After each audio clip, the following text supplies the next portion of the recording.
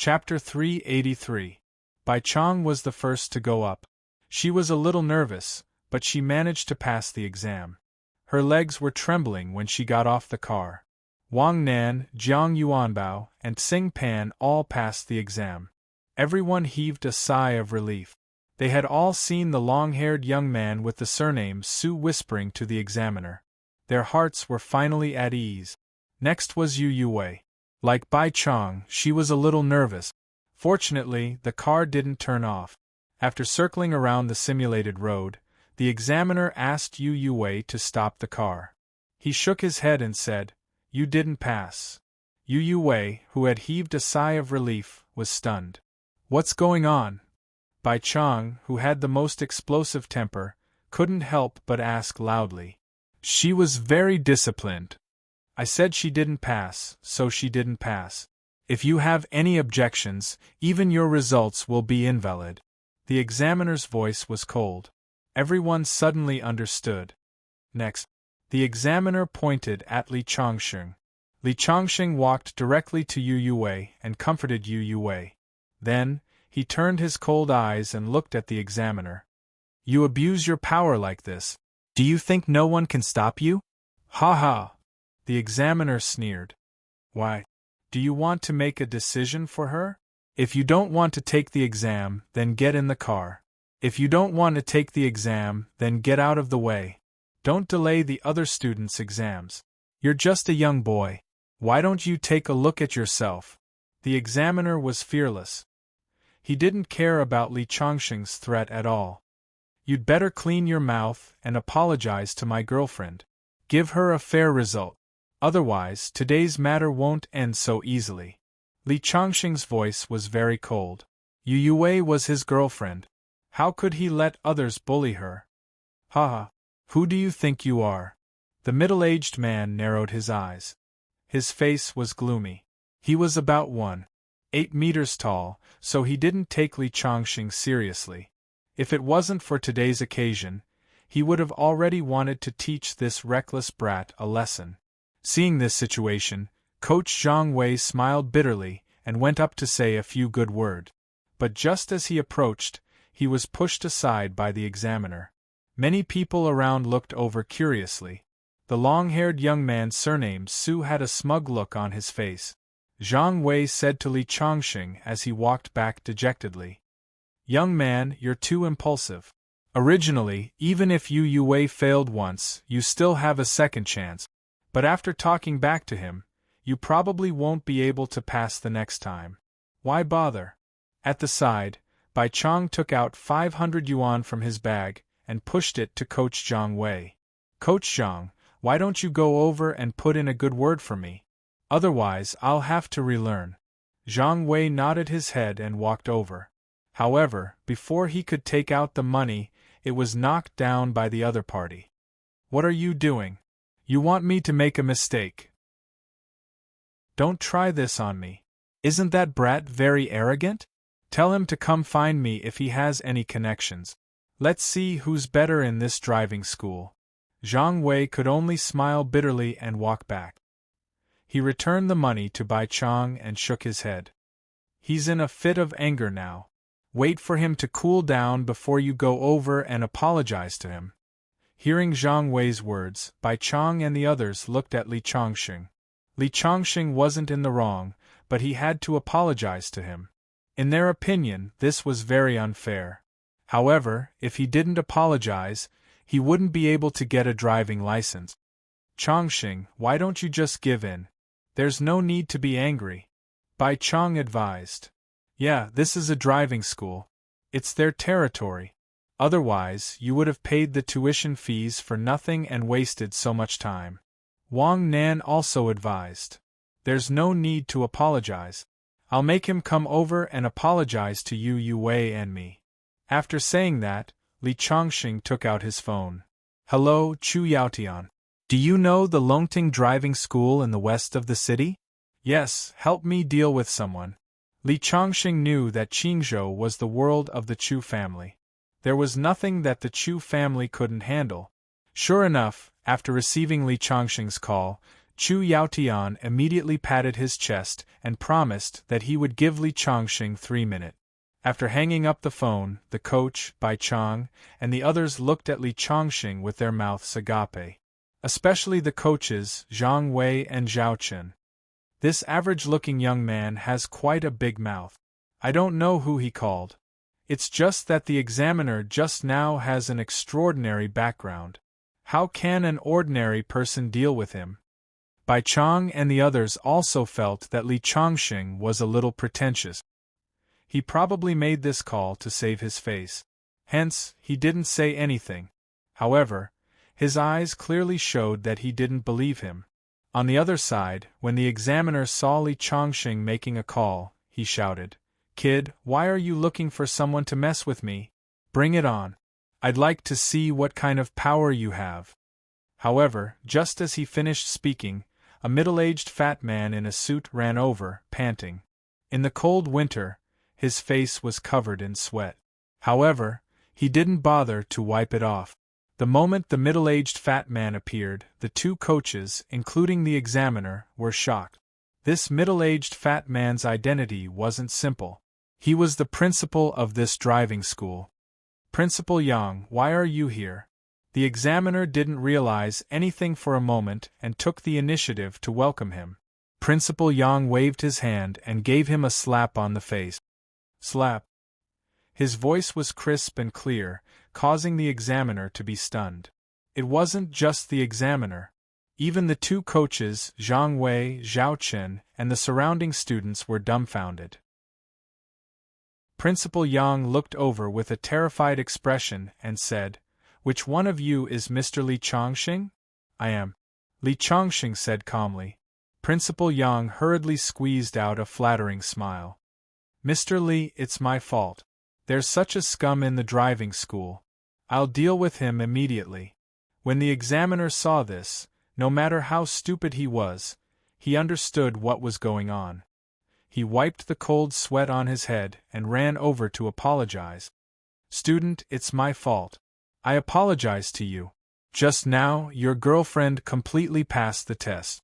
After saying that, he crossed out the original cross on the notebook and drew a check mark. However, Li Changxing shook his head. Principal Yang glared at the examiner and said coldly, "You're expelled." Then, he bowed and looked at Li Changxing. "Mr. Li, I'll get someone to send your driver's license to you tomorrow." "Okay." Then, he pointed at the long-haired young man who was waiting to watch the show. However, he was already stunned. "I heard that his uncle is the director of your school." Principal Yang immediately understood Li Changxing's meaning. "Don't worry, he's not anymore." Chapter 384. When the long-haired young man heard Principal Yang's words, he staggered and almost fell to the ground. Because of his arrogance, his uncle was harmed by him. Just as everyone was stunned by the news brought by Li Changxing and couldn't digest it, a few Bentley cars stopped at the entrance.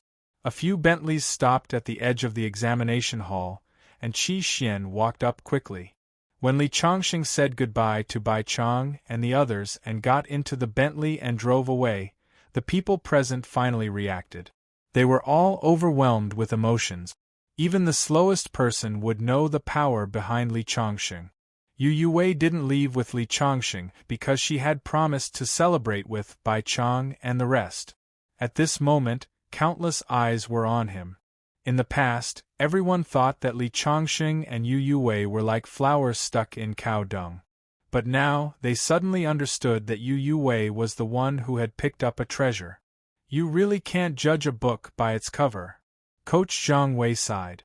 At this moment, a middle-aged man wearing gold-rimmed glasses walked down hurriedly.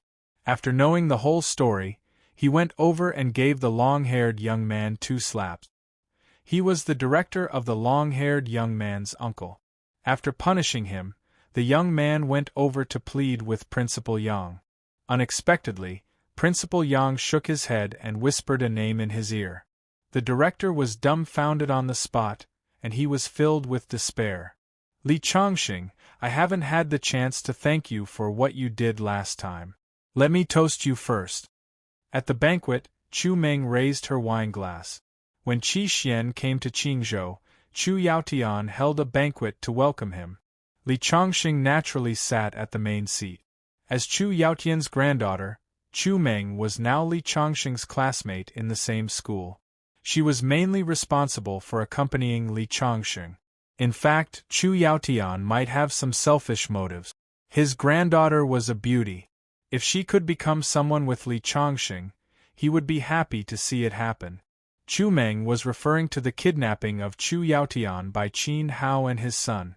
Li Chongqing smiled and said, "It's just a small matter." After the banquet, Chu Meng's face was slightly red. Qi Xian wasn't familiar with Chu Xing at first, but alcohol was the best concoction between men. After a few glasses of wine, their relationship quickly warmed up. One was in his 40s while the other was in his 20s. They put their arms around each other's shoulders and called each other brothers. However, with the relationship between Chu Yaotian and Qi Yu, the two of them could be considered to be of the same generation. Chu Yaotian used the excuse that he was old and only took a sip every time he drank. However, he kept encouraging his granddaughter to propose a toast to Li Chongqing. Chu Meng's face turned red, and her eyes became more and more unfocused. "Mr. Li, what do you think of my granddaughter?" Chu Yaotian suddenly said with a chuckle. "Very good." Li Chongqing couldn't react for a moment. Chu Meng was beautiful, and she even went to help him at the banquet with Shen Donghai. "Since she's very good, then I'll be so bold as to suggest that the two of you drink cross-cupped wine to improve your relationship." Cross-cupped wine? Li Chongqing's face froze. Chu Meng's face was red to the tips of her ears. "There's no need." Li Chongqing reacted and shook his head.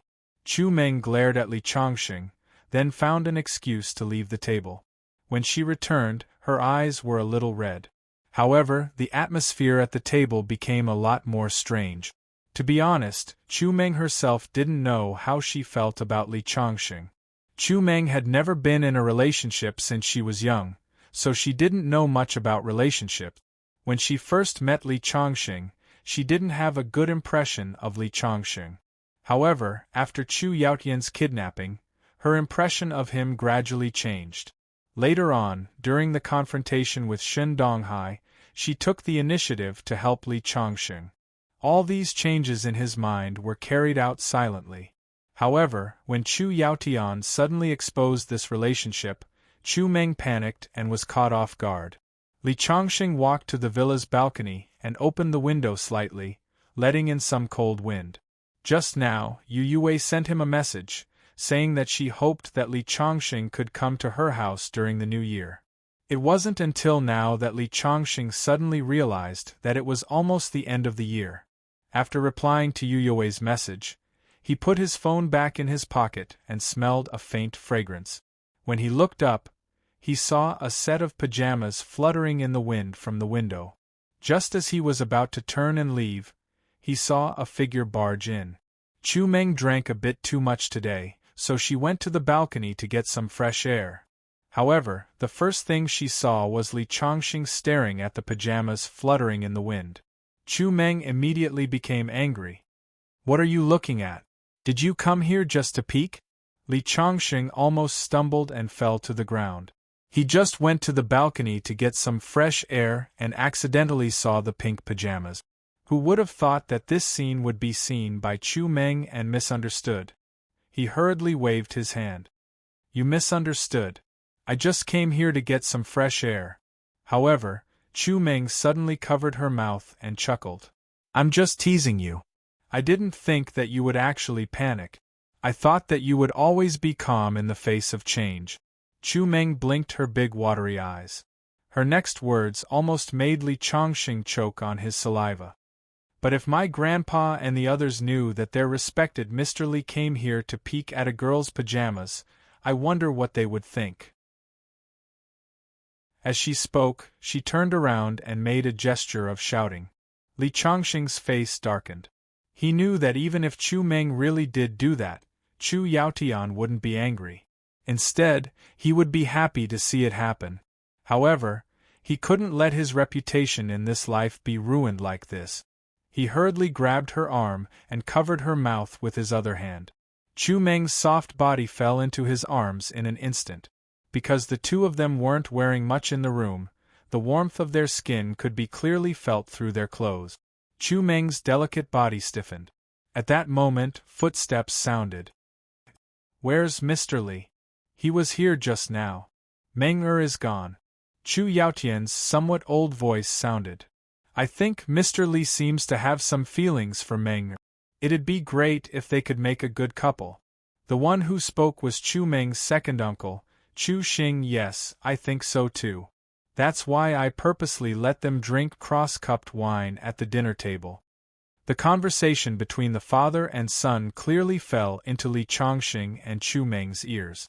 The two of them went to the wine cabinet on the side to get some red wine and returned to the table.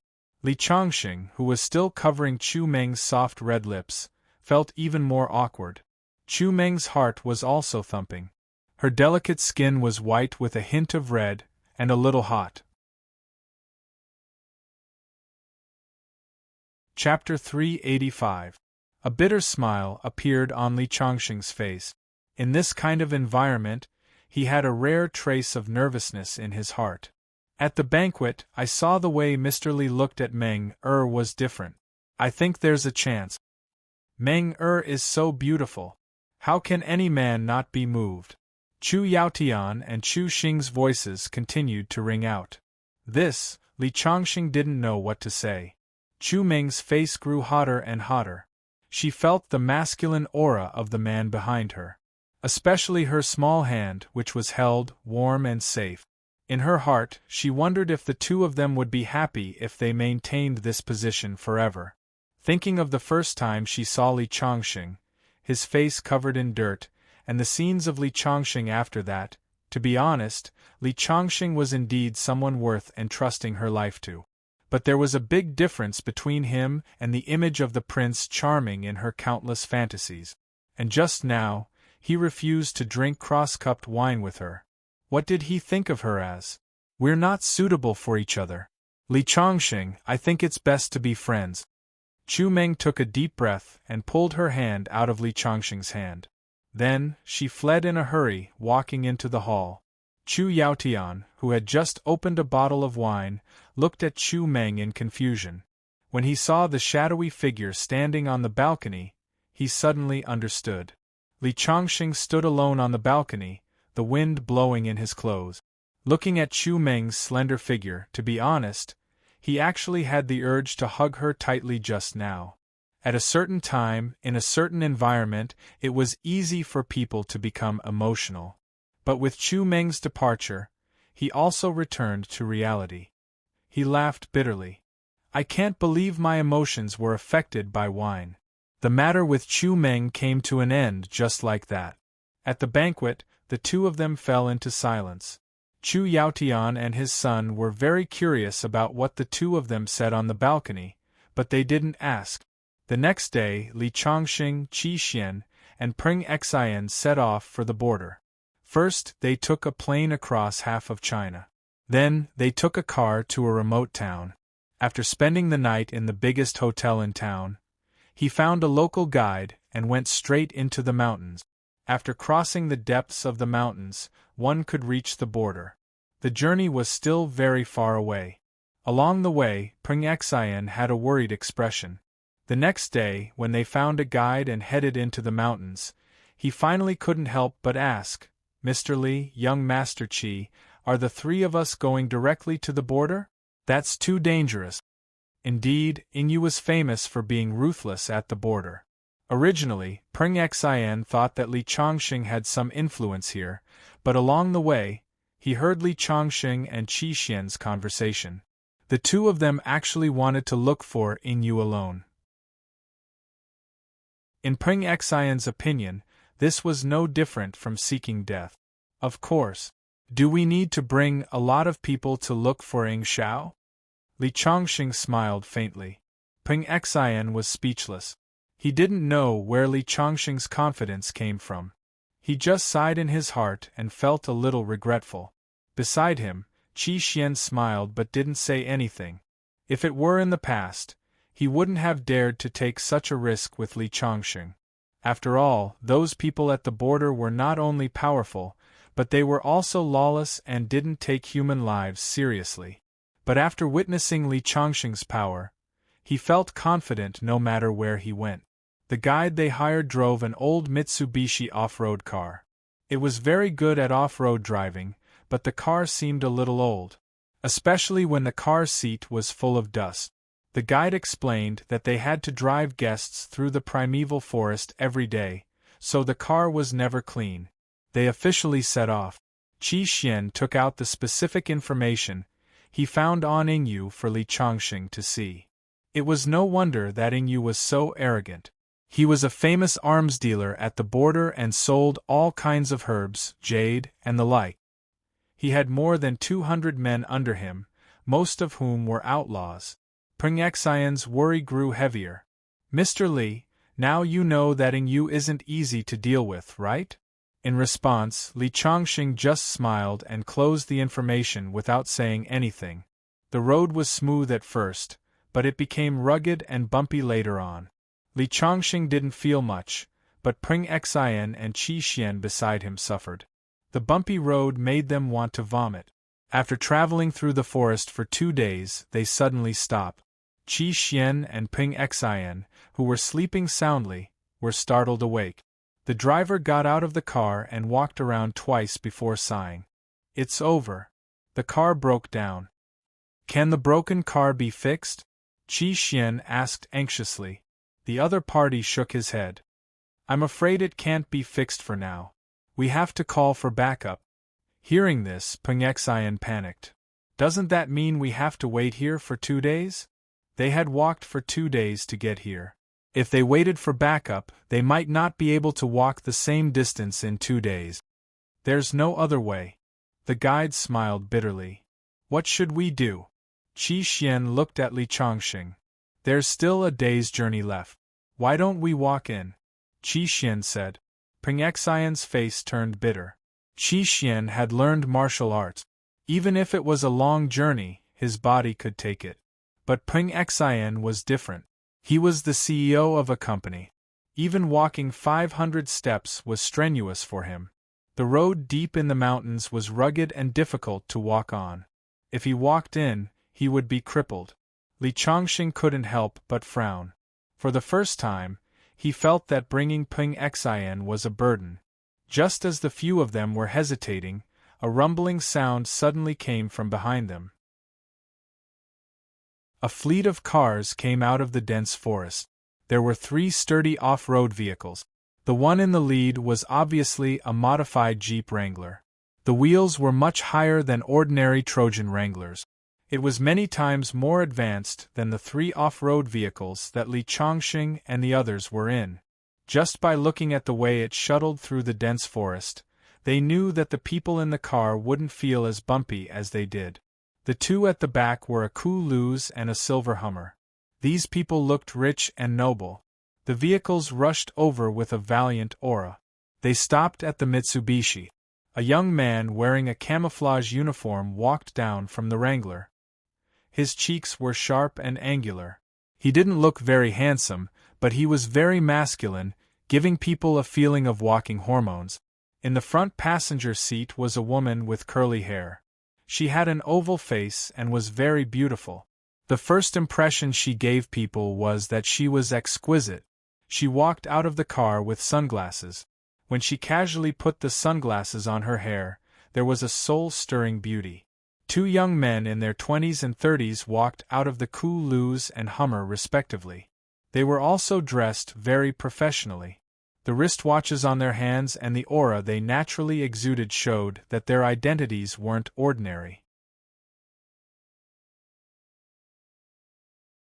Chapter 386. What's there to be afraid of? We're being robbed. Qian Hao sighed. The woman beside him, Zhou Ling, didn't look panicked. Get out of the car. The man with the gun had a fierce look on his face. Get out of the car first. Qian Hao opened the car door, raised his hands, and got out. Behind him, Ren Chang, Sun Yanqing, and Pring Xin also got out of the car obediently. Looking at the black muzzle on his head, Pring Xin was so scared that his face turned pale and his legs were trembling. When Zhou Ling saw this, she couldn't help but look disdainful. "Big brother, what are you doing?" Qian Hao squeezed out a smile. "Leave all the money and jewelry in your car." The leader was a bald man.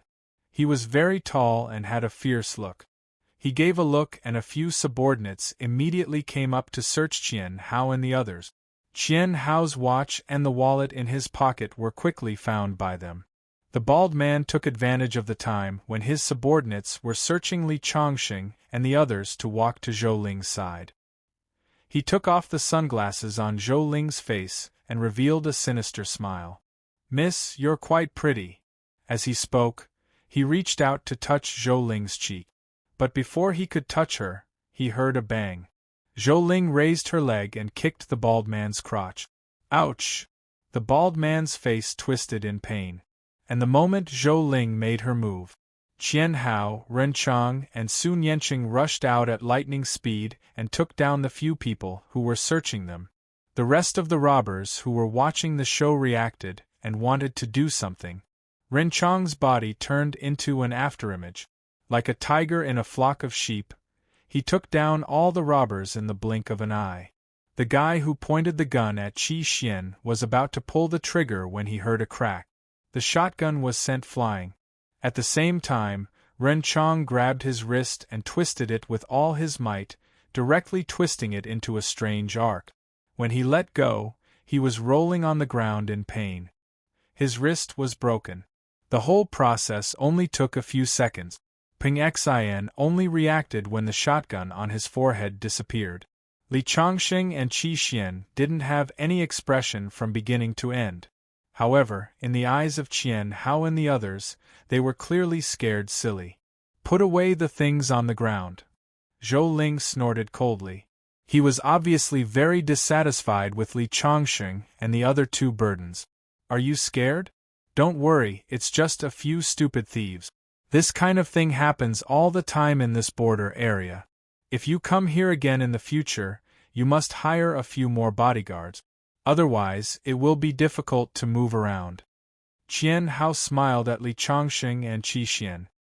He was one of the friendlier ones among them. On the other side, Pring Xin was so scared that his legs were trembling. He said, "Young Master Qi, Mr. Li, why don't we go back?" Li Chongqing shook his head. Pring Xion's face immediately turned bitter. He felt that this trip to the border had been a nightmare. They sat in the car and continued on their way. Because it was getting dark, they found a small town nearby to stay and rest for the night. They set off the next day. Pring Xian was scared out of his wits yesterday. Today, he was still a little uneasy. When he spoke, it was as if he couldn't even speak properly. This made Zhou Ling even more disdainful. "What if we delay our work by bringing these burdens with us?"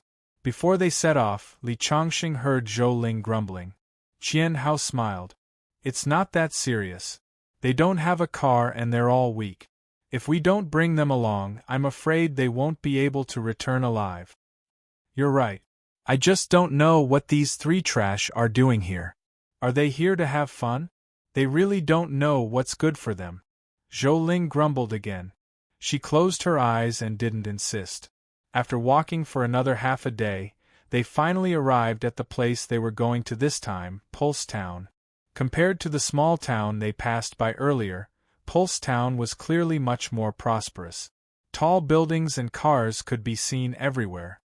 Don't look down on it because it's just a small town. It's very famous in this border area. Especially with the upcoming auction, there will be a few major factions coming. We have to keep a low profile and not cause trouble. Before entering the town, Qian Hao exhorted Li Chongqing and the rest. Li Chongqing nodded, indicating that he understood. As soon as they entered the town, Li Chongqing felt that the spiritual energy here was very abundant. He knew that the spirit stone vein was indeed in this town. There were still 2 days before the auction. Through the sensing talisman he left on Yingyu, Li Chongqing could confirm that he was staying in a big hotel in this town. Along the way, Li Chongqing basically didn't need to deliberately ask around to obtain a lot of information about Ying Yu from Qian Hao. After all, he was the one who held the auction. Ying Yu was very powerful at the border. It wouldn't be an exaggeration to call him an overlord. When Qian Hao mentioned him, there was a hint of fear in his eyes. After entering the town, Li Chongqing and company separated from Qian Hao and company. Zhou Ling was already displeased that they had driven all the way here. Now that they had arrived at their destination, she could no longer thicken her skin and follow them. However, Peng Xian was somewhat unwilling. He was more than willing to follow Qian Hao and company. Qian Hao and company had extraordinary skills, so Peng Xian felt a sense of security. After leaving their team, Peng Xian felt like a sheep that had been thrown into a pack of wolves. His trembling appearance made Li Chongqing regret bringing him along. Li Chongqing and company found a hotel to stay in. In such a small town, even the most high-end hotel was very simple. The room was a little damp. As soon as they entered, there were mosquitoes buzzing in their ears. After asking for a mosquito coil from the inn, Peng Xian had a bitter expression on his face. Li Chongqing and the other two also ignored him. "Mr. Li, we've arrived at our destination. Should we prepare some funds for the auction in 2 days?" Qi Xian asked. Although they were already out of Huaxia, yuan was still a common currency. "No need. We're here to snatch spirit stones. Why should we spend money?" Hearing Li Chongqing's words, Peng Xian, who was about to drink water, was so frightened that his hand trembled and the cup fell to the ground. How? Along the way, he had heard about how powerful Ying Yu was. He originally thought that Li Chongqing was just joking. He didn't expect that he really had such an idea. "Mr. Li, Ying Yu is an executioner. He has more than 200 underlings at the border base. All of them are outlaws. You can't have such ideas." "Shut your mouth," Qi Xian said coldly. He had long been impatient with Peng Xian's weakness along the way. Peng Xian wanted to say something, but when he met Qi Xian's fierce gaze, he finally swallowed his words. Chapter 388. The reason Peng Xian dared to agree to Li Chongqing's request to come to the border was that Li Chongqing had Qi Xian's backing. However, he did not expect that the two of them would not bring a single bodyguard. He regretted it so much that his intestines turned green. "Young Master Qi, why don't you call your father and ask him to send some men over?" Qi Xian could not be bothered with Peng Xian's pleas. The two of them wandered around the town for 2 days and gained a better understanding of the surrounding environment. On the 3rd day, they arrived at the auction site. It was a luxuriously decorated hall that was like a palace in this town.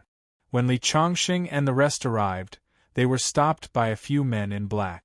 Only then did they know that they had to pay 10,000 yuan to enter.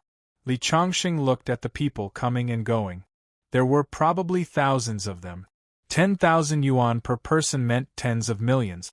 However, seeing that the people around him had obediently handed over the money, he took out 30,000 yuan from his bag and gave it to them. Only then did they manage to enter. As soon as they entered the hall, they were greeted by a lively atmosphere. The place was already filled with people in different attire. Other than the Chinese, there were also some foreigners with blonde hair and high noses. Black bodyguards could be seen everywhere. They were muscular and seemed to be the favorite of the rich people here. There was a high platform in the middle with a few chairs on it. However, they were all empty. "Hey! You guys are here too?" A surprised voice was heard. Qian Hao and the rest were sitting not far away from Li Chongqing and the rest. "Brother Qian, are you guys here to bid for something too?" Qi Xian walked to Qian Hao's side and sat down. Among the few of them, Qian Hao and Sun Yanqing's attitude was better. Ren Chong and Zhou Ling were more aloof. Therefore, Li Chongqing and the rest usually talked to Qian Hao and Sun Yanqing. Yes, but I don't know what kind of stones they are. If they're useful, we'll bid for some. If not, we'll just watch the show. What about you guys? Are you going to bid for something too? We'll see. Qi Xian smiled and did not answer. Qian Hao looked around and said in a low voice, "Listen to my advice. It's best if you don't auction anything. Don't show off your wealth in this kind of place. Once you show off your wealth, who knows how many eyes will stare at you. Just watch the show." What about you? Qi Xian asked. We're different from you. With our skills, anyone who wants to attack us will have to weigh their own strength first. Understood. Qi Xian nodded. After waiting for about half an hour, the field suddenly fell into silence. A group of people appeared from the passage inside and walked up to the high platform. Every time one of them took a seat, there would be a burst of discussion from below. Isn't that Boss Zhang Wei? I heard that he's part of the gem auction this time. Isn't that big boss Wen Pingfeng? I didn't expect him to appear too. As the surrounding people discussed, the big shots appeared one after another. The last one to take the stage was Yingyu. Yingyu was the most powerful person within a radius of 1,000 miles. Li Changxing also immediately understood that Yingyu intended to auction off the spirit stones in the spirit mine, but he did not dare to take it all by himself. Thus, he joined forces with many big shots at the border and divided the profits according to the ratio. This way, he could ensure that nothing would go wrong. This guy is a smart person. Unfortunately, he offended me. That's the worst part about him. Li Changxing snorted coldly. At this time, the auction had officially begun. When Yingyu appeared, the field gradually fell into silence. Everyone knew that the show had officially begun. Today, we're holding an auction to auction only one thing, which is a magical stone that we've just discovered. Because we don't know its name, we'll call it the God Stone for the time being. As soon as Yingyu finished speaking, there was a commotion below. What God Stone? Could it be a scam? It's advertised that it has all kinds of effects. Why haven't I heard of this stone? I came all the way here. Please don't let it be a farce when the time comes. As soon as they heard the name, it attracted a lot of questioning voices. However, Yinyu's face always had a faint confidence. When the crowd's discussion gradually died down, he waved his hand and asked someone to bring up a pot of withered flowers. Perhaps everyone has doubts about this God Stone that I mentioned. Then, before the auction officially begins, I'll do a small experiment for everyone. As he said that, he asked his subordinate to put the pot on the table, and then said, "This pot of flowers hasn't been watered for 10 days. As you can see, its leaves are already withered and yellow. It's going to die at any time. Then, in our advertising, I'm sure everyone has already seen the function of this God Stone. It can slow down aging. However, words are no proof. Now, let's use the real thing as proof." As he said that, he solemnly took out a white stone from a tray. It looked like a jade filled with impurities. At this moment, many people stretched their necks and looked curiously at the stage. "I wonder what he's going to do?" someone curiously asked. However, they saw Yingyu put the white stone next to the pot. The field fell into silence. Time passed by minute by minute. Just when many people were about to lose their patience, someone suddenly exclaimed, "Look, that pot of flowers is slowly coming to life." Everyone widened their eyes. They saw that the withered leaves were slowly falling off. In the place where the leaves fell off, new buds grew out, and they were constantly growing at a speed visible to the naked eye. 10 minutes later, the flower that was about to wither was once again bright and fresh. It even gave birth to a new flower bud. Amazing! Many people were dumbfounded. This is the function of the God Stone. It can release a special substance. If people wear it for a long time, their lifespan can be extended to 200 years. As soon as Yingyu finished speaking, the field was completely in an uproar. Of course, there were also people who questioned whether it was a magic trick. I didn't expecting you to figure out some functions of the God Stone. Li Chongqing thought in his heart. Flowers and plants were spiritual. They absorbed the spiritual energy between heaven and earth to grow slowly. Now, putting the God Stone next to the withered flower was like giving a thirsty person a bottle of spring water and a bowl of white rice. After eating, of course, he would be able to recover his vitality. Wearing the God Stone was indeed beneficial to one's physical and mental health. However, extending one's lifespan and being able to live to 200 years was pure nonsense. However, after the experiment just now, even if Ying Yu was talking nonsense, some people believed him.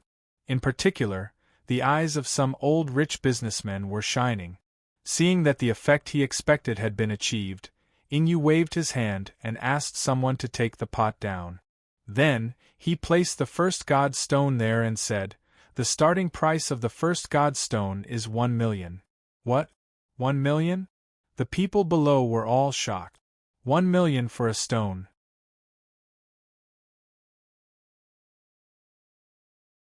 Chapter 389. 1 million. Before many voices of doubt could be heard, someone raised his hand. 2 million. Another middle-aged man directly raised the price. Immediately, all the voices of discussion shut their mouth. Li Chongqing couldn't help but nod. This Ying Yu really knows how to do things. The two people who bid at the beginning are obviously shills.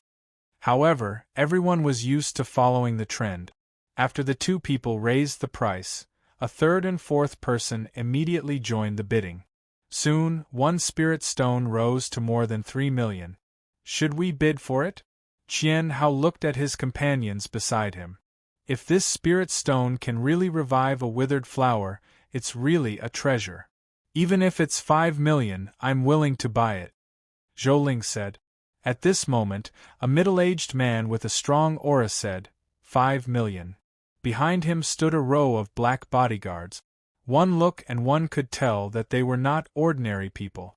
That's Su Mingho, President Su. I didn't expect that even he would participate in the bidding. Zhou Ling, who was about to raise her hand, hesitated when she saw the other parties stand out. Sister Zhou Ling, I didn't expect Su Mingho to also bid. What should we do? Not only Qian Hao, but Ren Chong and Sun Yanqing also looked at Zhou Ling. Zhou Ling gritted her teeth and raised her hand. 6 million. As soon as she said that, countless people looked over. Even Su Mingho couldn't help but frown. Su Mingho was a well-known figure at the border. He didn't expect that someone would dare to bid with him. However, when he saw that it was Zhou Ling, he immediately smiled. So it's Miss Zhou. I'll let you have it then. Zhou Ling's face immediately lit up with joy. Didn't you say that this thing is worth 5 million? Why do you want to spend 6 million to buy it? After hearing Qi Xian's words, Qian Hao sighed and said softly, Sister Zhou Ling's brother has a strange disease. His muscles are shrinking every day. That's why he came all the way here this time. He wants to auction a spirit stone to see if it has any effect on his brother's condition. Hearing Qian Hao's words, Qi Xian and Li Chongqing couldn't help but nod. Thinking about how cold Zhou Ling had been along the way, they could understand. She was already in a bad mood. The starting price of the second spirit stone is 1 million. After the first spirit stone was auctioned off, a waitress dressed in a Chong Sam brought the second spirit stone onto the stage. Ying Yu owned an entire spirit stone mine, but he sold the spirit stones one by one. Every single one of them could fetch an extremely high price. After the entire mine was auctioned off, the other party would probably become a super rich person. 2 million. This time, Su Mingho spoke again. This Su Mingho's influence in the borderlands was obviously extraordinary. Once he opened his mouth, there was not even a single person bidding. Su Mingho seemed to be very satisfied with the effect of this halo, and his face showed a bit of pride. 2 million going once, 2 million going twice. Although Ying Yu was a little unhappy that the second spirit stone was only sold for 2 million, He knew that not every spirit stone would be like the first one. Moreover, with Su Mingho's prestige at the border, even if he only added 100,000, no one would dare to compete with him. This kind of situation would definitely continue to happen in the future, and Yu had already expected it. 2,000,003. Just as the hammer was about to hit the ground, a voice suddenly rang out, 3,000,000. Everyone looked in the direction of the voice and saw a young man raising his hand with a calm expression. When he saw the young man's face clearly, Yu's pupils could not help but shrink. The one who bid was Li Changsheng. So it's Mr. Li. I didn't expect you to come here. The reason why Yu knew the value of spirit stones was that he had guessed it from Li Changsheng. Now that he saw Li Changsheng, he did not think too much. Instead, he was quite happy. Finally, someone stood up to compete with Su Mingho. At the same time, he sneered in his heart. Li Changsheng, a person from the mainland, came to the border to compete with Su Mingho. He probably would not even know how he would die. Sure enough, Su Mingho's face suddenly showed some coldness. Someone actually dared to compete with him. He glanced at Li Changsheng indifferently and raised his hand again. 3,200,000. 5,000,000. As soon as his voice fell, Li Changsheng raised his hand again. This time, Su Mingho's face completely changed. There was also a moment of silence in the field. On the other side, Qian Hao and the others also looked at Li Changsheng with strange eyes. Especially Qian Hao, who said in a low voice, "Brother, I told you not to bid rashly. The border here is not like the mainland. It's not something that can be done with money. Even if you bid for spirit stones, I'm afraid you won't be able to take it away." Li Changsheng only smiled at this. 6,000,000. Su Mingho's face was very ugly. In front of so many people, he was suppressed by Zhou Ling last time. He and Zhou Ling had met a few times and could be considered to have given Zhou Ling face. But now, if he was suppressed again, it would be a little embarrassing. 8,000,000. Li Changsheng opened his mouth again. There was a sudden uproar in the surroundings. I wonder who this kid is. He actually dares to go against Su Mingho. He's really bold. In the border, Su Mingho is known as the Wolf King. He symbolizes ferocity and ruthlessness. Those who offend him will be torn to pieces by him. Friend, are you sure you want to compete with me? Su Mingho stared at Li Changsheng's position with a sinister look in his eyes. What? You're not allowed to bid at the auction? Is your family the one who owns it? Li Changsheng replied faintly. Everyone in the hall widened their eyes. He did not put Su Mingho in his eyes at all. Good. Very good. Su Mingho suppressed the anger in his heart. Many people were constantly sizing up Li Changsheng. Li Changsheng was considered to be completely famous this time, but there were more looks of pity. They knew that there would be a bloody scene once the auction ended. Mr. Li is indeed generous. Yu chuckled. With a wave of his hand, he asked his subordinates to send the spiritual stones to Li Changsheng. At the same time, he prepared a PLS machine for Li Changsheng to swipe his card. However, after Li Changsheng accepted the spiritual stones, he did not intend to swipe his card. Instead, he slowly stood up and looked at Yu. Many people's faces were filled with curiosity. They did not understand what this ordinary-looking young man was going to do. I wonder if Mr. Li has anything to say? Yu also smiled faintly. Last time in Qingzhou, Yu did not put Li Changsheng in his eyes at all. Now that they were at the border, his territory, he naturally did not have any worries. I was just joking with everyone just now, Li Changsheng said faintly. Everyone was confused. Could it be that he knows Su Mingho's background, so he wants to give up the bid? But he has already bid 8,000,000. I'm afraid even Yu will not give up now. On the other side, Su Mingho also sneered. He thought to himself, it's a little too late for this kid to realize it now. However, Yu's face turned cold. Mr. Li, I'm calling for an auction. It's very formal. Do you think I'm playing house? What I mean is, I'm bidding for my own things. I don't need to pay at all. Li Chongqing smiled faintly. Everyone was confused. What do you mean? Even Ying Yu frowned. He did not know what Li Chongqing was going to do. Could it be that Mr. Li wants to buy the entire mineral vein? Ying Yu recalled what happened in Qingzhou last time, shook his head and said, "It's just that I'm afraid Mr. Li can't afford it." Buy? Why should I buy it? I heard that the borderlands are chaotic. You can only get what you want with your fist. In that case, I'd like to snatch it for once. What? As soon as those words came out, it immediately caused an uproar.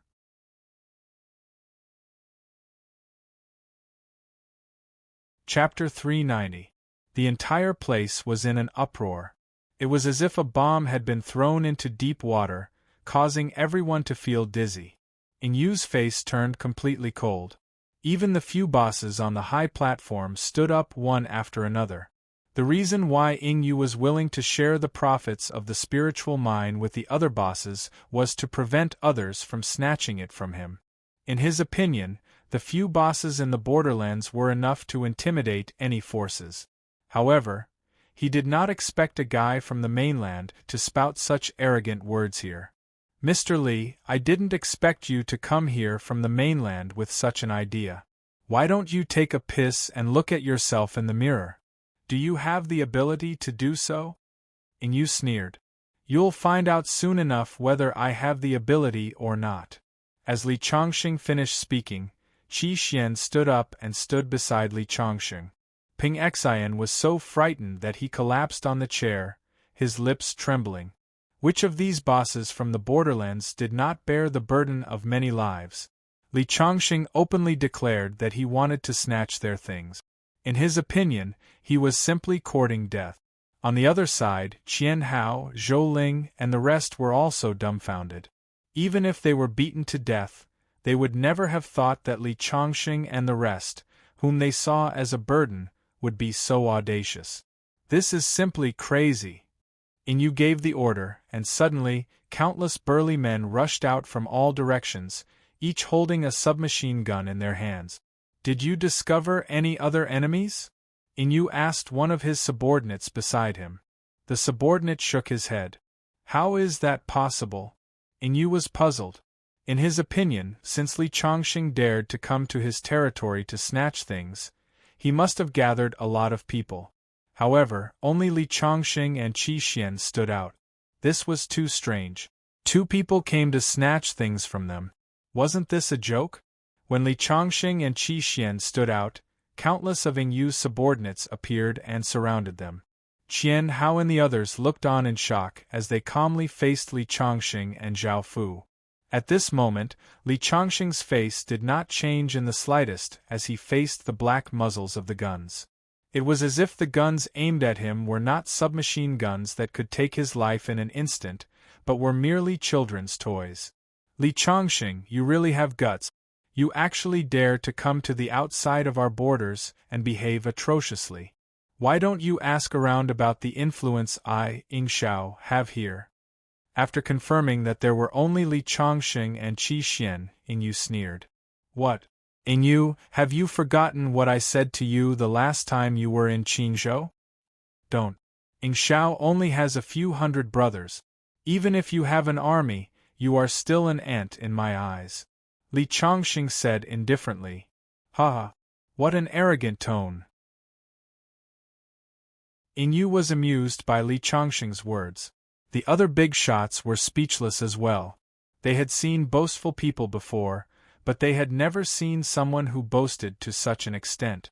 Did he think he was Zhao Zilong of Changshan, going in and out of an army of 100,000 alone? Ha ha! Li Chongqing, you were lucky that I didn't twist your head off in Qingzhou the last time. How dare you come to the borderlands and behave atrociously? I don't think you can go back alive. Ying Yu snorted and signaled with his eyes. Immediately, his subordinates approached Li Chongqing with spears in hand.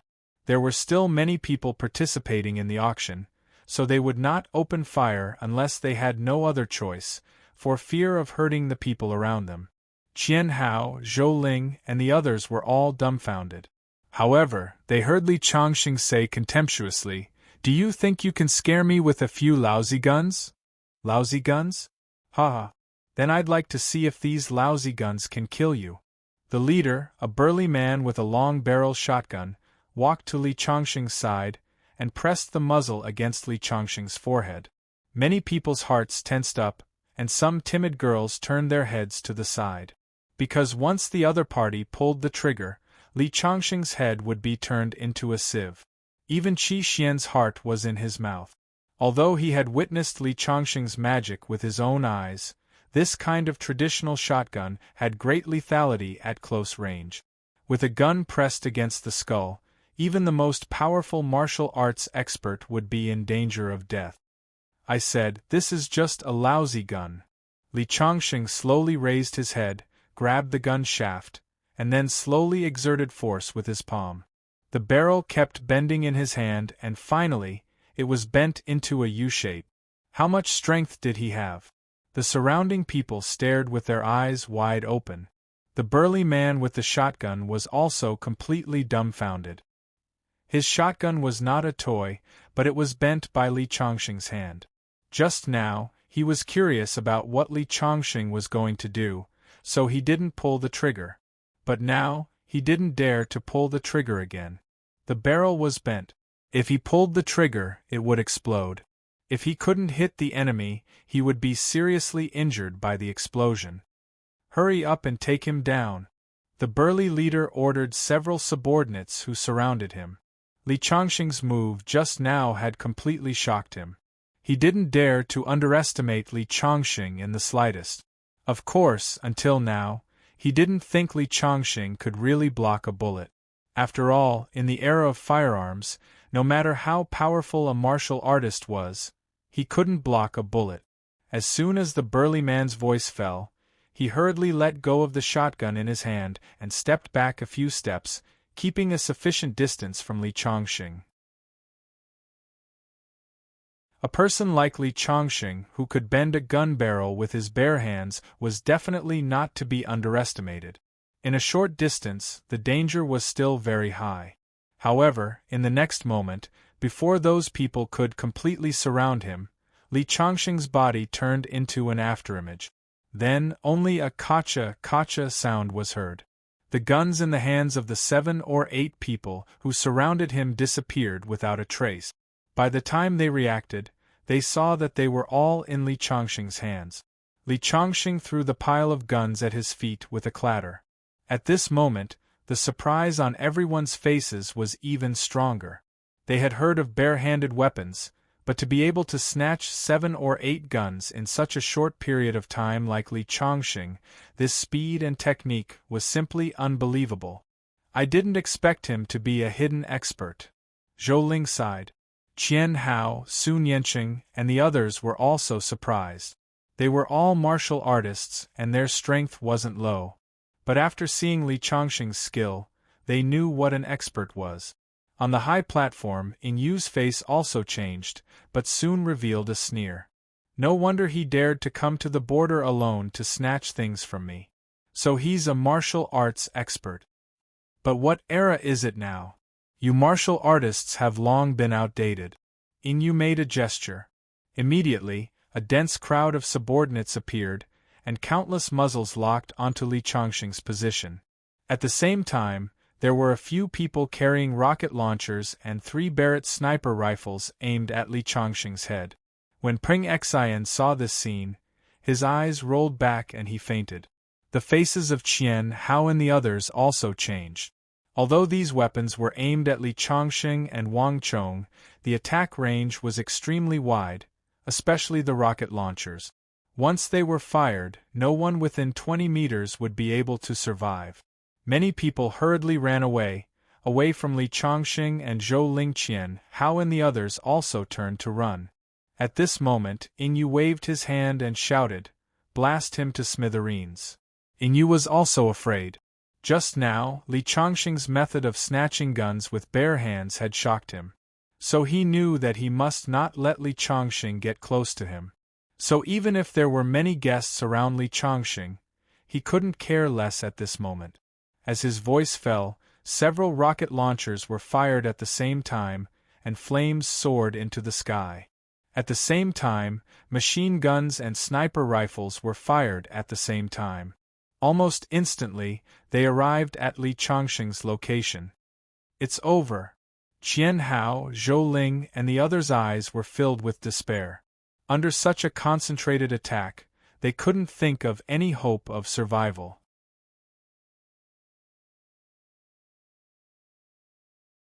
Chapter 391. Today, I'll show you what an immortal magic art is. Li Changxing raised his hand and drew a semicircle in front of him. Then, he saw the roaring cannonballs and the densely packed bullets that were flying towards him were all taken into his arms. Then, following the guidance of his hand gesture, it suddenly flew to an area where there was no one. Boom! With a loud bang, a deep pit was blown out of the ground. The raging fire made the ground shake violently.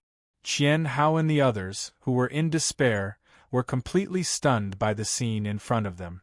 Is he still a human? Whether it was Ying Yu on the high platform or the people who came to the auction below, they were all dumbfounded at this moment. They had never thought that someone would be able to block a bullet, let alone in such a strange way. Ghost! He's not a human. One of the men holding a submachine gun was completely scared out of his wits and pulled the trigger subconsciously. Da-da-da-da! A series of crazy strafing shots greeted Li Changxing's body.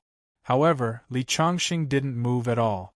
Those bullets just touched the corner of his clothes and seemed to have lost the power to move forward. Bam! Bam! All of them fell to the ground. At the next moment, Li Changxing took a step forward and grabbed the neck of the man holding the submachine gun and threw him hard. The man was directly thrown out like a scarecrow and fell 5 meters away, stirring up a cloud of dust. "What should we do?"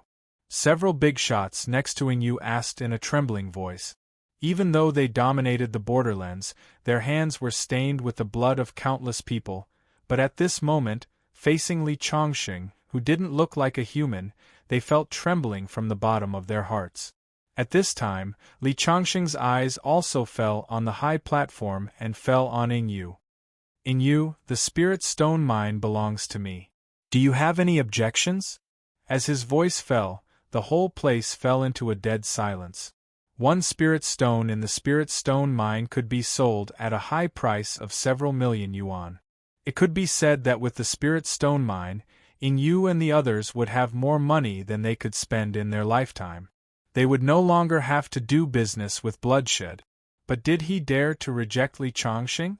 Even a rocket launcher couldn't do anything to Li Changxing. Who else in the world could block Li Changxing's attack? If he refused, he would probably die without a burial ground in the next moment.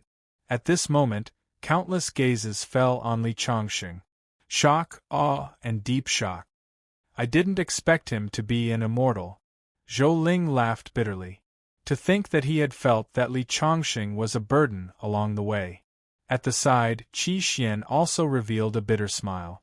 Even though he had a high estimation of Li Changxing's strength, he still did not expect it to be so terrifying. Li Changxing stood there, his face extremely calm. He was waiting for Ying Yu to make a decision. This was also the last chance he was giving Ying Yu. To others, Ying Yu was an ambitious and ruthless person in the borderlands. However, in the eyes of Li Changxing, he was just an ant. If it weren't for the fact that he had discovered the spiritual stone vein, which could be considered a little contribution, Li Changxing wouldn't have wasted his breath on him. Under Li Changxing's gaze, Ying Yu's legs trembled.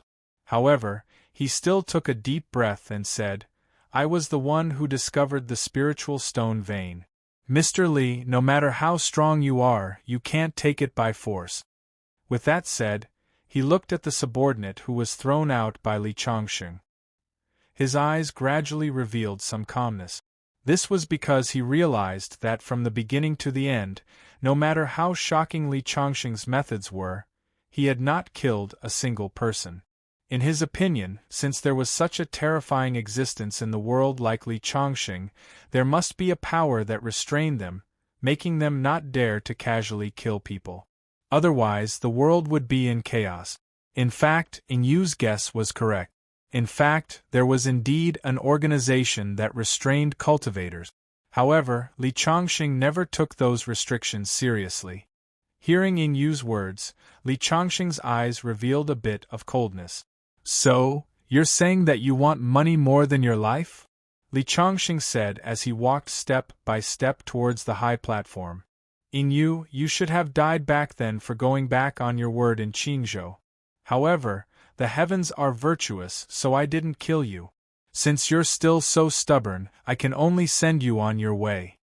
At this moment, Li Changxing had already stepped onto the high platform and raised his hand. I don't believe that you dare to kill me.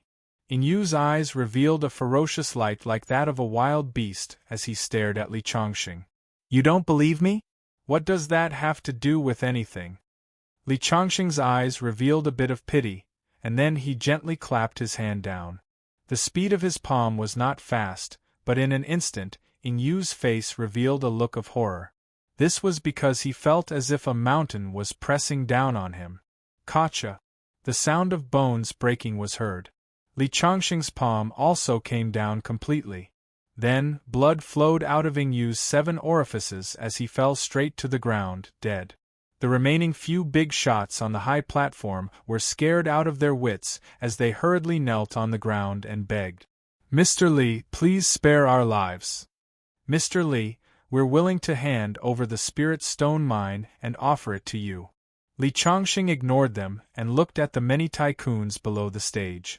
At this moment, everyone that he glanced at, be it the billionaires or the big shots of the underworld, lowered their heads.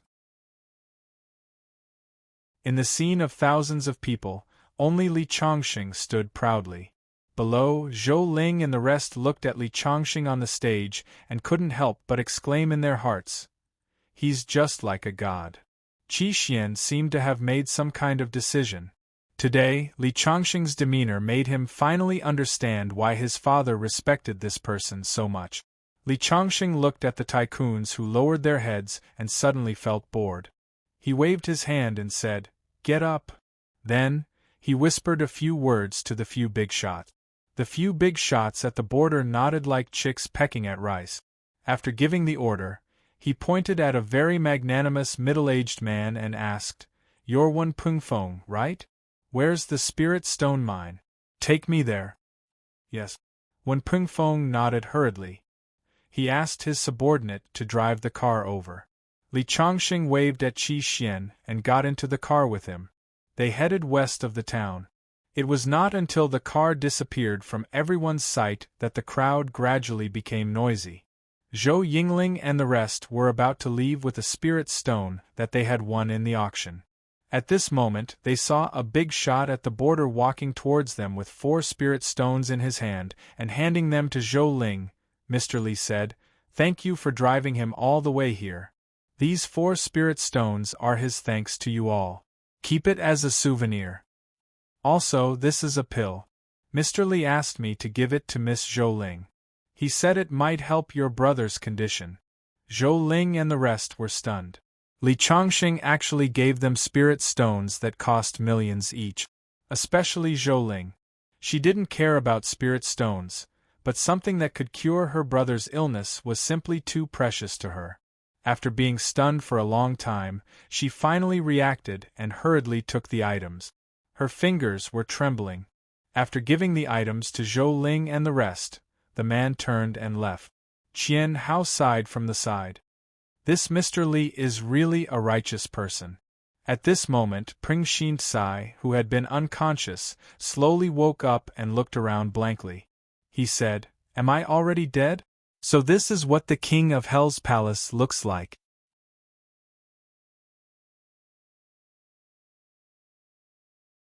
Chapter 392. Under the leadership of the border boss, Wen Pengfeng, Li Changxing finally saw the spirit stone vein. As soon as he got close, he could feel the rich spirit qi. With so many spirit stones, it was simply a cultivation paradise for Li Changxing. "I'm going to cultivate in seclusion here. Qi Xian, bring Peng Xian back to Huaxia first." Li Chongqing said to Qi Xian. Qi Xian nodded. In his eyes, Li Chongqing was no different from a god. After getting Wen Pengfei to seal off the area within a 10-mile radius, Li Chongqing officially entered seclusion.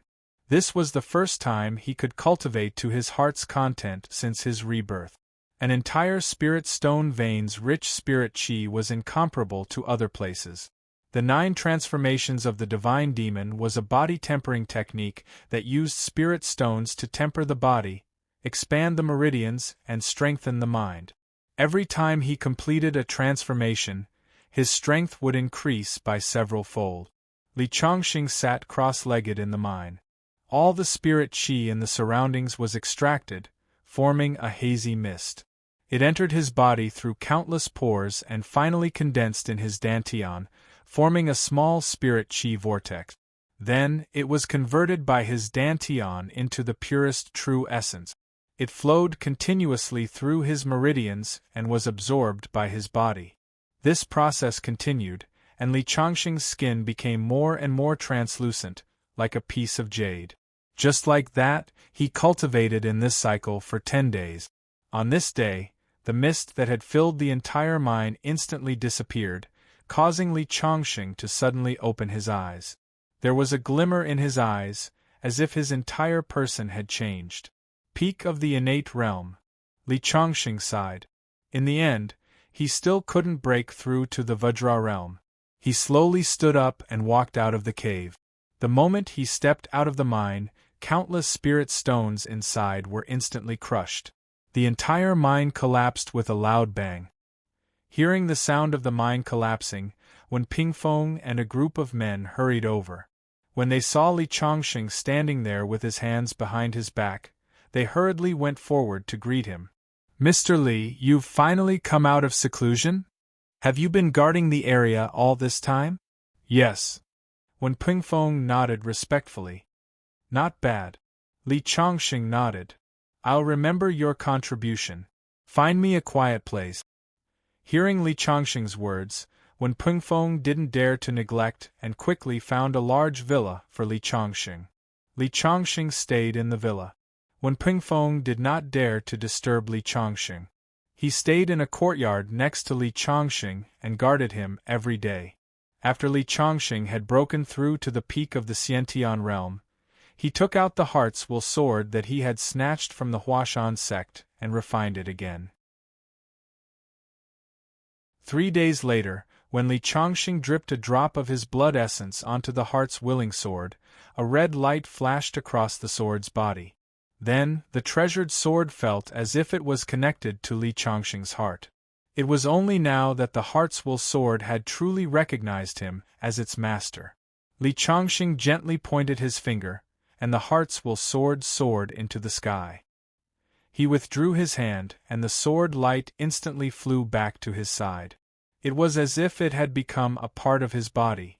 With this Heart's Will sword in hand, I can even kill a peak-stage Vajra realm martial artist easily. Li Chongqing muttered to himself. He kept the treasured sword and tidied his clothes. Then, he pushed open the courtyard's door and walked out.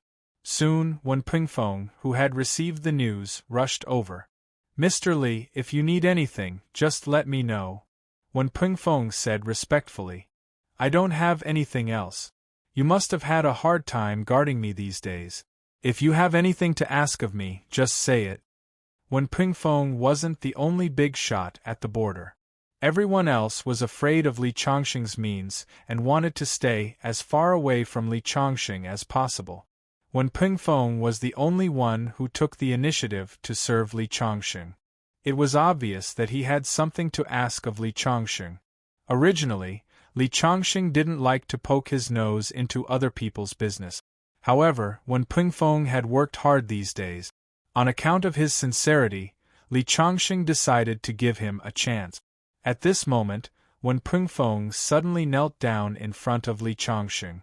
"Mr. Li, I beg you to save my son's life." "Your son?" Li Chongqing couldn't help but frown. "Could it be that your son is the same as Zhou Ling's brother? Is he also sick?" Li Chongqing thought that when Pingfeng wanted him to treat his son's illness because he had given Zhou Ling a bottle of elixir pills. However, when Pingfeng shook his head, "That's not the case. My son has been captured, and the other party wants me to ransom him with 1 billion yuan. I originally planned to sell the Spirit Stone mine with Ingshao to raise the money.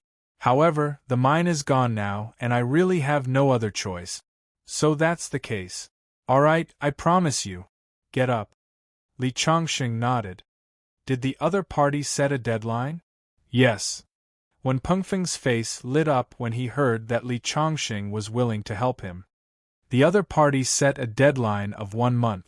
Now there are only 7 days left. Then let's go now. After I'm done with you, it's time for me to return to China. Yes. When Pengfeng immediately went to make the arrangements, the two of them took a commercial vehicle and crossed hundreds of kilometers to arrive at a town. There weren't any particularly large cities in the borderlands. Most of them were small towns. In this town, Li Chongqing felt that there were many people secretly monitoring them from the moment the vehicle entered. The vehicle stopped in front of a villa. Immediately, more than 10 figures surrounded them. These people were holding advanced firearms in their hands. "Please raise your hands. We want to search you," a middle-aged man in the lead said coldly. When Pingfeng couldn't help but look at Li Chongqing. Seeing that Li Chongqing nodded, he said in a low voice, "Mr. Li, I'm sorry." Several people found a few guns on Wen Pingfeng and his men. After making sure that they didn't have anything else on them, they let them in. Inside the villa, a man with an elegant aura was sitting there drinking tea. He gave off a mysterious feeling. Behind the man stood a brawny man with a fierce face. The brawny man was shirtless and had explosive muscles all over his body. There was a bloody wolf head tattooed on his chest. It was very ferocious. Seeing Li Chongqing and Wen Pengfeng come in, the elegant man immediately laughed and said, "Boss Wen, I originally gave you a month's time. I didn't expect you to come in advance. I wonder if you have prepared the money?" As he spoke, his eyes swept over Li Chongqing and the others behind Wen Pengfeng without leaving a trace. Obviously, he knew all of Wen Pengfeng's men. There was nothing strange about it. Therefore, he took a few more glances at Li Chongqing. However, Li Chongqing stood there like a junior to Wen Pengfeng. He quickly retracted his gaze.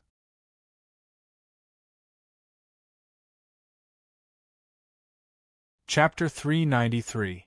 Of course I brought the money, but I want to see my son first, Wen Pengfeng said coldly. But his eyes were filled with worry. No one could be at ease when their son's life was in danger. "Well, since Mr. Wen said so, I have to give you some face." The elegant middle-aged man turned the wine glass in his hand. The subordinate behind him waved his hand and a tied-up child was brought forward. The child's mouth was stuffed with a piece of cloth and he was crying. His eyes were filled with tears. The moment he saw the child, Wen Pengfeng's eyes turned red. He got up and wanted to walk over. However, the fierce-looking man stepped forward and stopped him.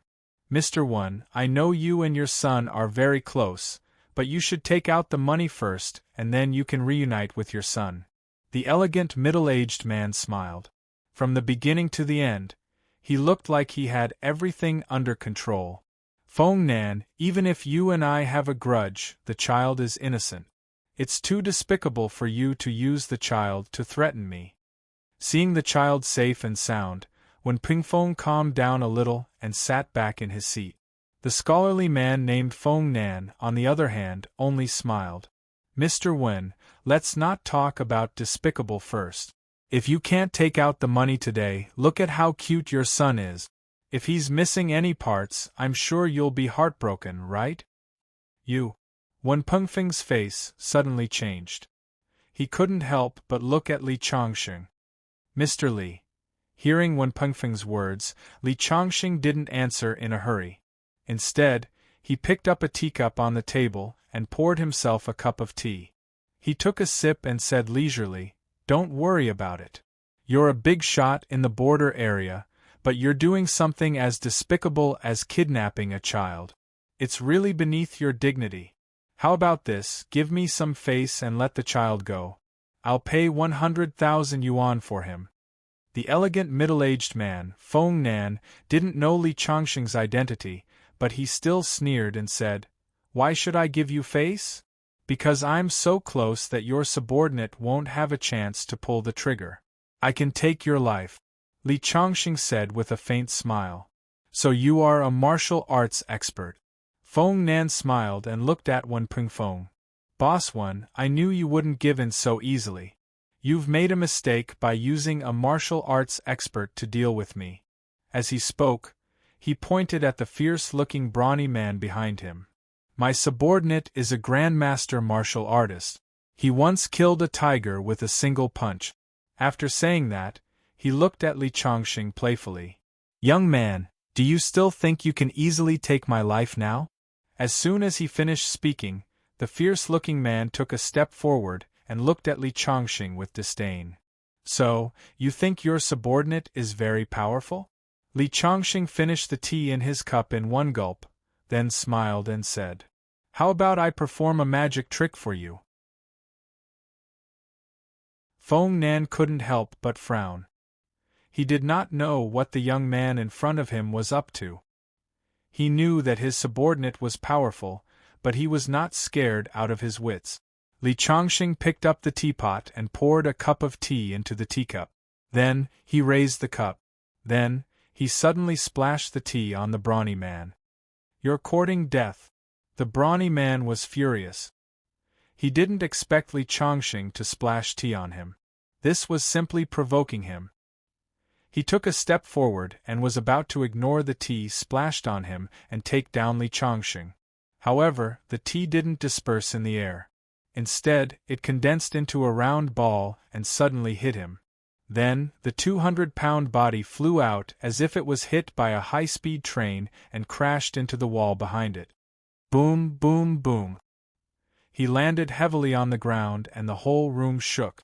The lid of the teapot on the table was sent flying and fell to the ground with a "pada."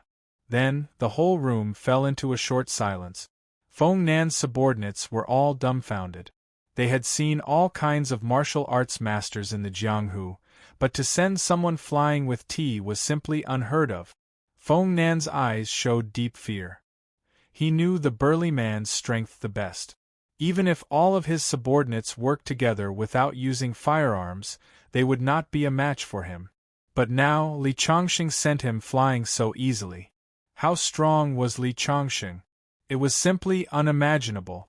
As for Wen Pingfeng, although he had seen Li Changxing's strength, he still couldn't help but feel excited at this moment. "How about it? Do you want to consider it now and give me face?" Li Changxing poured another cup of tea into his own cup. Feng Nan was so scared that he stepped back, afraid that Li Changxing would also splash a cup of tea on him and send him flying. After a while, Feng Nan took a deep breath and said, "Mr. Li, although your art of enlightenment is very powerful, I still want to advise you not to meddle in other people's business. I didn't ask for this 1 billion for myself, but for the old immortal.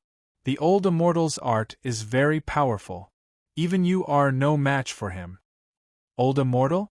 Hearing Feng Nan's words, Li Changxing's face showed some curiosity.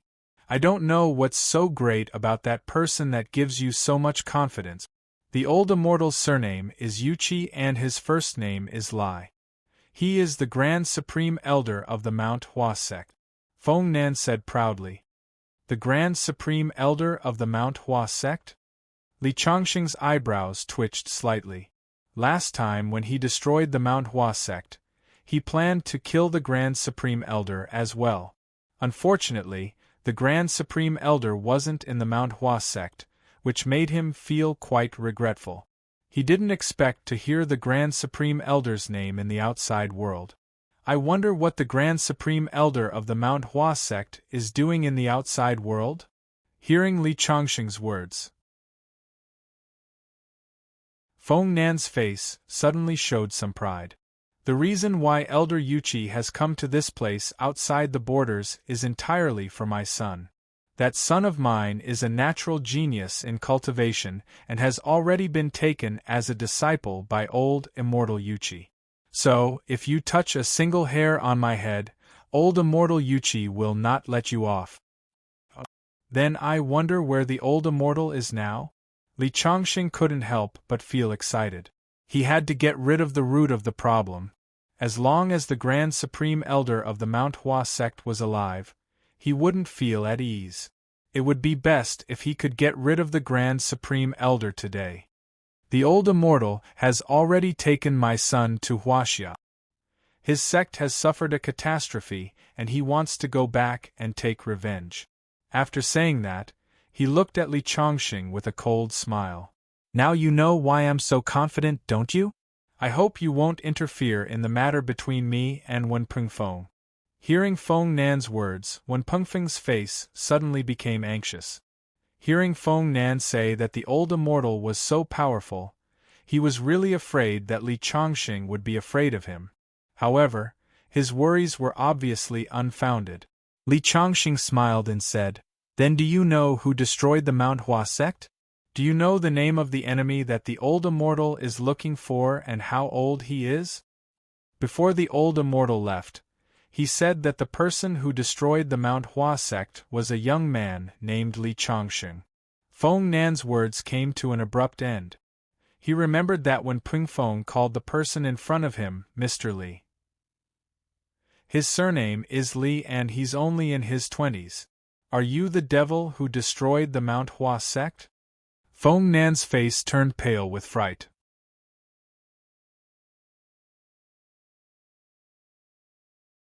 Chapter 394. Seems like you're not stupid after all. Li Chongqing smiled faintly. Since you know who I am, release him now. Yes. Feng Nan lowered his head. He quickly ordered his subordinate to release Wen Pengfeng's son. At that moment, the fleshy man who was sent flying by Li Chongqing got up from the ground and grabbed a submachine gun from his companion beside him.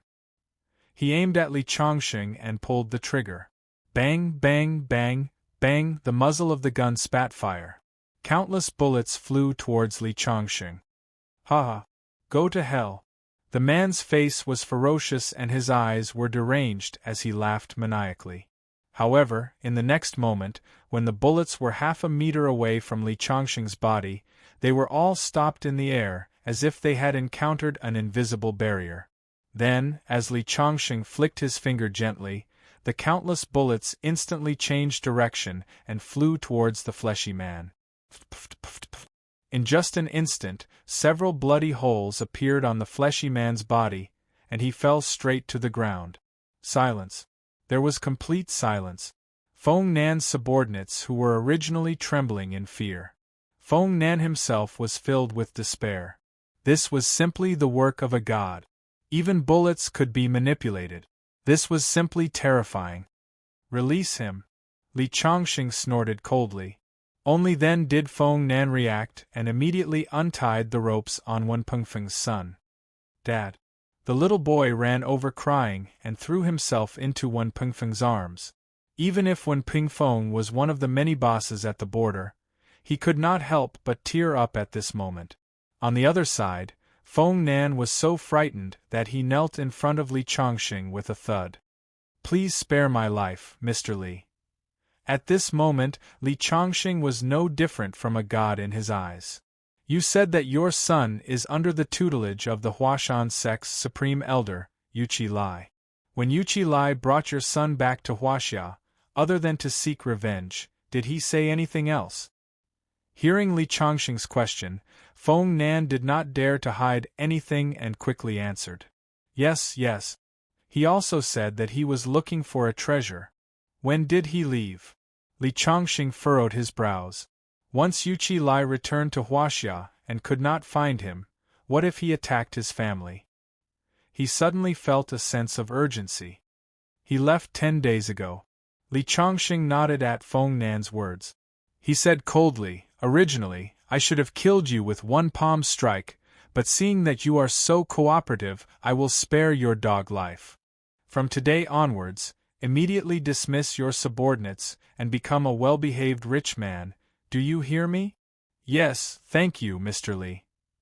Feng Nan knelt on the ground and continuously kowtowed to Li Chongqing. It was as if he had just escaped with his life. Well, Mr. Wen, I've done what I promised you. I'm going back to China now. Li Chongqing was anxious to return home. Because the longer he delayed, the more danger Yu Wei and the others would be in. Okay, Mr. Li, then I will send a car to send you back. After when Peng Feng finished speaking, he saw Li Chongqing shake his head. He took out a flying sword and stepped on it, instantly disappearing into the sky. At that moment, everyone present widened their eyes. Sword immortal flight. Mr. Li is really a god. Li Chongqing flew all the way back to Qingzhou as fast as lightning. Even his strong body, which had broken through to the peak of the innate stage, could not withstand it. After all, he was using the sword immortal flight. Traveling through the sky with the help of the flying sword was not really getting rid of gravity. The consumption of spiritual ether was terrifying. After returning to Qingzhou, he lay on a big tree and rested for 20 minutes before he felt that his body had regained its strength. First, he called all the people he knew. After knowing that they had not encountered anything unusual, he breathed a sigh of relief. He had destroyed the entire Huashan sect. The Huashan sect's supreme elder would definitely not show mercy to his family and friends. When he called Yu Wei said that she was shopping with 2 classmates. They were Bai Chong, who had taken the driving test with her last time, and her boyfriend, Xing Pan. She asked Li Chongqing if he wanted to go over. Li Chongqing nodded. When he arrived at the square, Yu Wei and the others were sitting at a food stall. Xing Pan had seen Li Chongqing's extraordinary identity at the driving school last time. This time, he was obviously a little reserved. After Li Chongqing sat down, he ordered a cup of coke. They were probably hungry. Yu Wei and Bai Chong were not that hungry, but Xing Pan was wolfing down his food. After he was finally full, he wiped his mouth and turned on his phone to browse the news. Suddenly, a piece of news attracted Xing Pan's attention. He showed it to his girlfriend, Bai Chong. Look, why does this person look so much like Li Chongqing? Bai Chong took a look and was surprised. The title of the news was very eye-catching. God's stone is unearthed at the border. Many big bosses are heading there. Mysterious person is not afraid of bullets. The image was still relatively clear.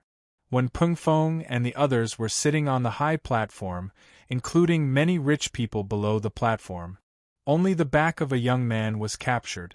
Even Yu Wei was a little curious.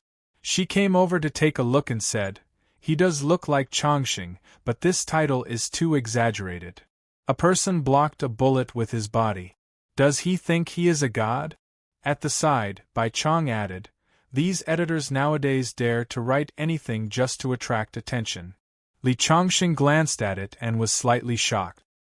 He did not expect that there would be reporters involved in the incident at the border that day. Fortunately, only his back was captured. There are a lot of follow-up hot news and there is video evidence. The next article will reveal it for everyone. This was the paragraph at the end of the article. Xing Pan was obviously very interested in this news. He went back and refreshed the page again, hoping to see the second article at the end of the article. However, he suddenly found that even the first article had disappeared without a trace. What's going on? I could still see it just now.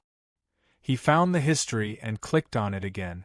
However, the content of the article was deleted because it violated regulations. This reporter must be talking nonsense, so he is prohibited from publishing these supernatural content. Now, there is real-time monitoring on the internet, Bai Chong said. Xing Pan and Yu Wei both agreed. Li Chongqing was thinking, this kind of supernatural incident may happen many times every year. In order not to cause social unrest, the country must control it. Just like this news, it was immediately deleted as soon as it was published. It could be seen that the incident at the border had been spread to the table of those important people, and they had made a response. However, didn't this mean that he had fallen into the eyes of the security organization?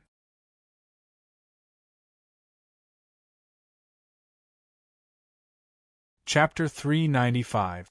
Li Changxing breathed a sigh of relief after knowing that his friends were fine. However, the Supreme Elder of Mount Hua had been hiding in the dark and was a hidden danger. He had to find a way to find him. After shopping with Yu Yue and the others for the entire afternoon, he personally sent Yu Yue home. When Li Changxing returned to his villa, he saw a figure in white standing at the door and looking at him quietly. Who else could it be but Ding Qingxue?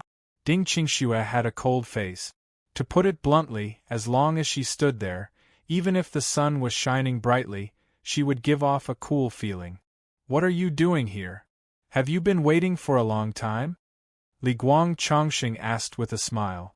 Just as he took out the key to open the door of the villa, Ding Qingxue grabbed his arm and said coldly, "Don't go in, come with me." "Come with you? Why?" Li Changxing was stunned.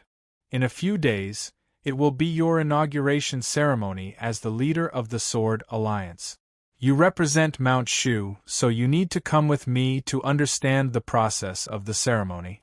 Li Changxing suddenly remembered that there was indeed such a thing. Ding Qingxue couldn't help but frown. "Don't tell me you forgot about this?" One had to know that the Sword Dao ceremony was a sacred event in the eyes of many Sword Dao sections.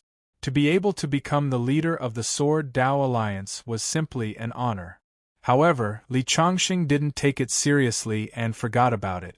In that case, if she hadn't come, it would have been a long time before he remembered. Ding Qingxue was speechless. Li Changxing also felt a little apologetic. It seemed that the Sword Dao ceremony was very important to others, so it was indeed a little inappropriate for him to be so casual. "Let's go back to Mount Shu with me. My brother and the others have been waiting for a long time." "Okay." Li Changxing nodded. Ding Qingxue pulled him out of the villa and they got into a taxi and headed straight to the suburbs of Qingzhou. "Aren't you going to Mount Shu? Why are you going to the suburbs?" Li Changxing was puzzled. Ding Qingxue was still angry at Li Changxing for not paying attention to the Sword Union ceremony, so she kept a cold face and did not answer him. An hour later, the car stopped. After getting out of the car, he saw a helicopter quietly parked in the distance. "Are you saying that you want me to take a helicopter to Shushan? That's really generous." Even Li Changxing was slightly surprised. "My Shu Mountain sect has been passed down for thousands of years and has many businesses in the secular world. It's just a helicopter. If it weren't for the fact that the sect doesn't have an airport, it wouldn't be a big deal to get you a private jet," Ding Qingxue said proudly. Li Changxing thought about it. It was just as she said. A sect that had been passed down for thousands of years would have accumulated an unimaginable amount of wealth. It was no wonder that Sima Chongkong was so grateful when he asked him to become a rich man the last time. Even if he didn't become the sect master of Shushan, he wouldn't have to worry about food and clothing for several lifetimes with the wealth of the secular world. "Let's go. My big brother and the others are still waiting at the sect." Ding Qingxue had a lot of resentment towards Li Changxing. She waited in front of Li Changxing's villa early in the morning and waited until the afternoon. Li Changxing was the benefactor of Shushan. If it were anyone else, she would have already left with her temper. What made her angrier was that she heard that Li Changxing came back so late because he went shopping with another girl. When she thought about how she had foolishly waited there for an entire day like a block of wood, while Li Changxing was flirting with his little girlfriend, she felt extremely displeased. The helicopter started to take off. To be honest, it wasn't comfortable to sit inside. The noise in the sky was also quite loud. However, it felt good to sit in the sky and look down at the ground.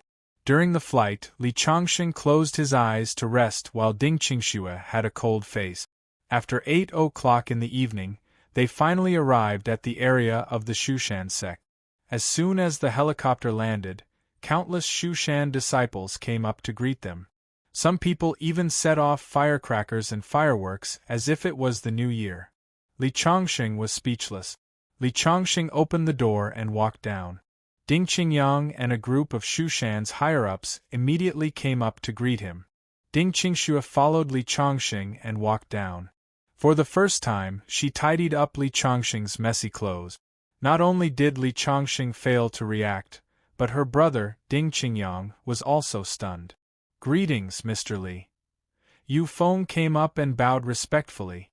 As an elder of the Shushan sect, he still maintained his loyalty to Ding Qingyang and his sister when Sima Chongkong ruled Shushan. Now that Ding Qingyang was the sect master of Shushan, Yu Feng's status in Shushan could be said to be second only to one person. And because he was an elder, sometimes even Ding Qingyang and his sister were in awe of him. Now in Shushan, he was half a king. Every Shushan disciple was in awe of him. But even if he could put on airs in front of Ding Qingyang, he was extremely respectful in front of Li Chongqing. Not to mention that Li Chongqing had given Shushan a new lease on life. Li Chongqing's fierce strength made him one of the people who could never be provoked in his heart. Ding Qingyang, who was next to him, was even more respectful. Without Li Chongqing, the two of them might still be wandering around the world. He was very grateful, so even if he had to wait here from morning until night, he was willing to do so. Even the many Shushan disciples around had been waiting impatiently, but he was not dissatisfied at all. Li Chongqing smiled at Yu Feng. The elder of Shushan was not that friendly to him at first, but now that everything was in the past, he wouldn't hold it against him. Ding Qingyang was dressed in an ancient robe. Like his sister, he was also dressed in white, which made him look ethereal and otherworldly. If he were to be the protagonist of a period drama, he would definitely gain many female fans. Li Chongqing reached out to pat him on the shoulder and said with a smile, "Brother Ding, you're getting more and more handsome." That made Ding Qingyang feel a little embarrassed. The senior disciples of the Shushan sect behind him were a little dumbfounded. After Ding Qingyang succeeded as the sect leader of Shushan, he was known for being strict and old-fashioned. They didn't expect him to have such a side to him. At the same time, they were even more curious about the man who had made them wait for an entire day and was known as the benefactor of Shushan. To the disciples of Shushan, the change in Shushan was actually nothing more than a change in the sect leader. After Ding Qingyang and his sister regained control of Shushan, they did not deal with Sima Chongkong's direct descendants. Hence, many people did not feel much about the transition. Their impression of Li Chongqing was only limited to the rumors that he had won the sword Dao meet for Ding Qingyang. At this moment it was dark and they could not see Li Chongqing's face clearly, but they felt that there was a huge difference between him and the peerless expert that they had imagined.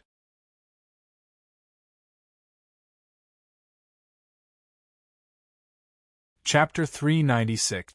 She had been standing next to Li Chongqing the whole time. Her cheeks did not seem to be as cold as before. Such a change made Li Chongqing feel a little flattered. He thought to himself, women are really fickle. Li Chongqing was welcomed into the main hall by a group of people. The hall was brightly lit, and there was a row of magnificent mahogany chairs. Li Chongqing was naturally given the seat of honor. In the hall, Li Chongqing also found a lot of modern equipment. There were air conditioners and televisions, which surprised Li Chongqing a little. He had thought that an ancient sect like Mount Shu would definitely maintain an extremely backward style. He really did not expect that. He seemed to have sensed Li Chongqing's doubts. Ding Qingyang explained, "For cultivators, wealth comes first. If the Mount Shu sword sect wants to develop, it naturally needs to get money from the secular world. Since it wants to get money from the secular world, it is inevitable that it has to contact the secular world. Naturally, it will be slowly assimilated. There are indeed cultivators who hide in the mountains and forests all day without contact with others, but after all, they are few. Most of those people are eccentrics who are obsessed with cultivation to the point of being paranoid. While Ding Qingyang and Li Changxing were talking, Ding Qingxue took the initiative to serve tea to them. In addition to her cold face, she looked like a virtuous little wife, which surprised all the senior members of Mount Shu. In the front row of the disciples, there was a young man of 14 or 15 years old. He was quite handsome and fair, looking like a girl. His name was Guo Wei, a disciple that Ding Qingyang had just taken in from the secular world. At that time, Ding Qingyang had just taken charge of Mount Shu. On his way back to Mount Shu, he passed by a village and saw Guo Wei, who was helping his parents with farm work. He found that Guo Wei's bones were amazing and very suitable for cultivation, so he took the initiative to take Guo Wei as his disciple and gave his parents a sum of money so that they did not need to work hard anymore. As Ding Qingyang's only disciple, Guo Wei was treated as the future leader of the Mount Shu sect. Everyone was polite to him, and even many martial uncles took the initiative to curry favor with him. Guo Wei had indeed displayed enough talent. In less than 3 months after joining Shushan, he had already reached the 3rd level of qi refinement. Ding Qingyang had also made it clear that as long as he cultivated well, he might be able to pass the position of sect leader of Mount Shu to him in the future. At this moment, Guo Wei was looking at Ding Qingxue with a gaze that carried a hint of heat. Ding Qingxue's beauty and generosity inevitably gave him a lot of longing. However, when he saw Li Changxing sitting beside Ding Qingxue with a smile on his face, his eyes couldn't help but turn cold. Ding Qingyang waved at Guo Wei, who then walked up to him obediently. "Mr. Li, this is my new disciple. What do you think? It's only been 3 months and he's already in the 3rd layer of aura refining." Ding Qingyang knew Li Changxing's strength and intended to let Li Changxing give some pointers to his disciple. Li Changxing nodded. "That's right." Then, he didn't say anything else. Ding Qingyang was slightly disappointed. He really hoped that Guo Wei could get some pointers from Li Changxing. After Li Changxing walked into the hall, he felt a gaze full of hostility. Although it was hidden, it couldn't escape his perception. The gaze came from Guo Wei. At first, Li Changxing didn't figure out the reason. He thought to himself, "This is the first time I've met this young man. Why does he hate me so much?" However, every time Ding Qingxue spoke to him, the hatred in Guo Wei's eyes would reach its peak. He immediately understood. Although Li Changxing wouldn't argue with an immature young man, he wasn't generous enough to repay evil with good by giving pointers to someone who was extremely hostile to him. After sitting in the hall for a while, the banquet was ready. Although everyone present was a cultivator, none of them had reached the point where they could abstain from eating. Cultivators were just mortals who had many extraordinary powers. It was people who imagined them to be too high and mighty. If one really came into contact with them, they would know that they were far from being as otherworldly as imagined. When they sat down, Guo Wei could only sit at the table near the door because he was a junior. Looking at Ding Qingxue pouring wine for Li Changxing from afar, he couldn't help but clench his fists. He was very unhappy. After the banquet, Li Changxing was naturally arranged to be in the most comfortable room in Shushan. Ding Qingxue also walked over. Looking at Li Changxing's puzzled gaze, she couldn't help but blush slightly. "My attitude on the road today was a little bad. I came to apologize to you." Li Changxing was really surprised. This didn't seem to be the style of this ice goddess. He chuckled and said, "That's it? I thought you were going to warm my bed." Suddenly, Ding Qingxue's eyes showed a chill. Seeing that Ding Qingxue was about to flip out, Li Changxing hurriedly laughed and said, "Just kidding." "Humph."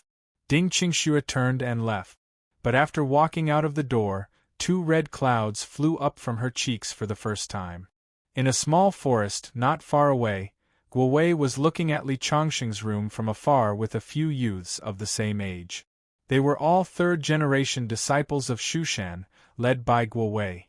Among them, a thin and tall youth with a blade of grass in his mouth said, junior brother Gua, Marshal and Ding Qingxue still went to Li Changxing's room so late at night. Don't tell me she likes that guy? Hearing that, Guo Wei suddenly flew into a rage.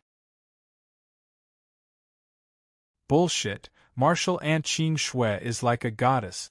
How could she like that stinky dog shit? The youth was frightened by Guo Wei's ferocious appearance and said embarrassedly, I was just saying. Why are you so agitated? Humph. If you dare to say bad things about my martial aunt again, I'll beat you up. Do you believe me? Guo Wei swung his fist proudly. The youth immediately shut his mouth. Although Guo Wei had only been in the sect for 3 months, he was already at the 3rd firmament of qi refinement. Moreover, the elders had already told them to give in to Guo Wei. After all, he was the sect leader's disciple. This also made Guo Wei, who was originally a timid village boy when he first came to the Shushan sword sect, become the leader of the 3rd-generation disciples in no time. He was arrogant and domineering, and no one dared to provoke him. Seeing that Guo Wei was in a bad mood, a youth next to him asked carefully, Junior brother Gua, are we really going to throw snakes into his room? The youth looked at Li Changxing's room, and his voice was a little nervous. Of course. Didn't you see that guy's arrogant look? How can we not teach him a lesson? But he's an honored guest of Shushan, the youth muttered. And I don't see how he's arrogant. Of course, the latter half of the sentence was only in his mind. He didn't dare to say it out loud. Otherwise, with Guo Wei's temper, he would definitely kick him. So what if he's an honored guest? I'm the future sect leader of Shushan. If you don't listen to me, when I become the sect leader of Shushan, all of you will be kicked out of Shushan. Hearing Guo Wei's words, the other youths immediately expressed their opinions. We'll listen to Junior Brother Gua. Yes. Junior Brother Gua, when you become the sect leader, you must confer me the title of elder. Youths were always more naive. Only then did Guo Wei's face become smug. He snatched the bamboo basket from the hands of a fatty next to him and opened it. There were more than 20 snakes densely packed inside. Then, he bent over and sneaked into Li Changxing's room.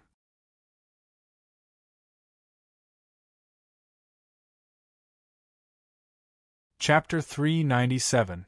After Ding Qingxue left, Li Changxing casually took a book from the bookshelf, flipped through a few pages, then turned off the light and went to sleep. He rushed back to Qingzhou from the border and strolled around the streets with Yu Yuwei for half a day. Then, he took a helicopter to Shushan. Li Changxing's journey took him almost half of Huaxia. Even though he was tough, he still felt a little tired. It was a quiet night. When Li Changxing woke up the next morning, he was greeted by the chirping of birds and the fragrance of flowers. In the distant forest, a few youths had been waiting for an entire night. They waited until dawn before falling asleep in a daze. Fortunately, they were all martial artists. If they were ordinary children, they would have gotten sick from the cold. In the morning, the tall and thin guy pushed Guo Wei's shoulder. Guo Wei, who was sleeping soundly, opened his eyes with dissatisfaction. He heard the tall and thin guy say, Brother Guo, look. That person came out. It seems like nothing happened to him. Guo Wei rubbed his eyes. There was a look of disbelief in his eyes. Yesterday, he had stuffed more than 20 poisonous snakes into the room through the crack in the window. How could there be no movement from him? Although he was full of doubts, he didn't dare to ask Li Changxing what was going on. He just muttered a few words and returned to his room. Li Changxing didn't open the door for long. Ding Qingxue brought him breakfast with a lunch box made of bamboo. Li Changxing smiled and thanked him. He took the bowl and said as he ate his breakfast, I heard that there are a lot of snakes, insects, rats, and ants in this mountain. Why don't we make snake soup for lunch? Although Ding Qingxue grew up in Shushan, she was naturally afraid of snake. When she heard Li Changxing's words, she smiled bitterly. I didn't expect you to like to eat this kind of thing. I'll ask the chef in charge of cooking to catch a few for you. There is no lack of snakes here, but I feel sick when I see them. It's okay. You don't have to catch them. I have some here. With that, Li Chongqing took out a wooden bucket from the corner. When the lid was lifted, more than 20 snakes were wriggling around in a ball. Ding Qingxue couldn't help but frown. Looking at the snake in the wooden barrel, he seemed to think of something. He said apologetically, "It's my Shushan sect's fault for not being strict enough and causing you trouble." Ding Qingshue's gaze turned cold. Guo Wei was her brother's disciple. Because he was more talented, she had always doted on him. He just didn't expect the other party to be so bold. "It's okay. It's just a child. If you really feel sorry, why don't you let me sleep in your room? I heard that your room is the quietest place in Shushan sect." Hearing this, Ding Qingxue was enraged. Her eyes were filled with coldness. It was obvious that she wanted to eat Li Chongqing alive. Li Chongqing immediately laughed and said, "What's wrong? I'm an honored guest of Shushan. Shouldn't you give me the best room in your sect? What I meant was to give up the house for me to live in and then you can live somewhere else." "What? You're not thinking too much, are you?" Ding Qingxue immediately gritted her teeth and glared at Li Chongqing.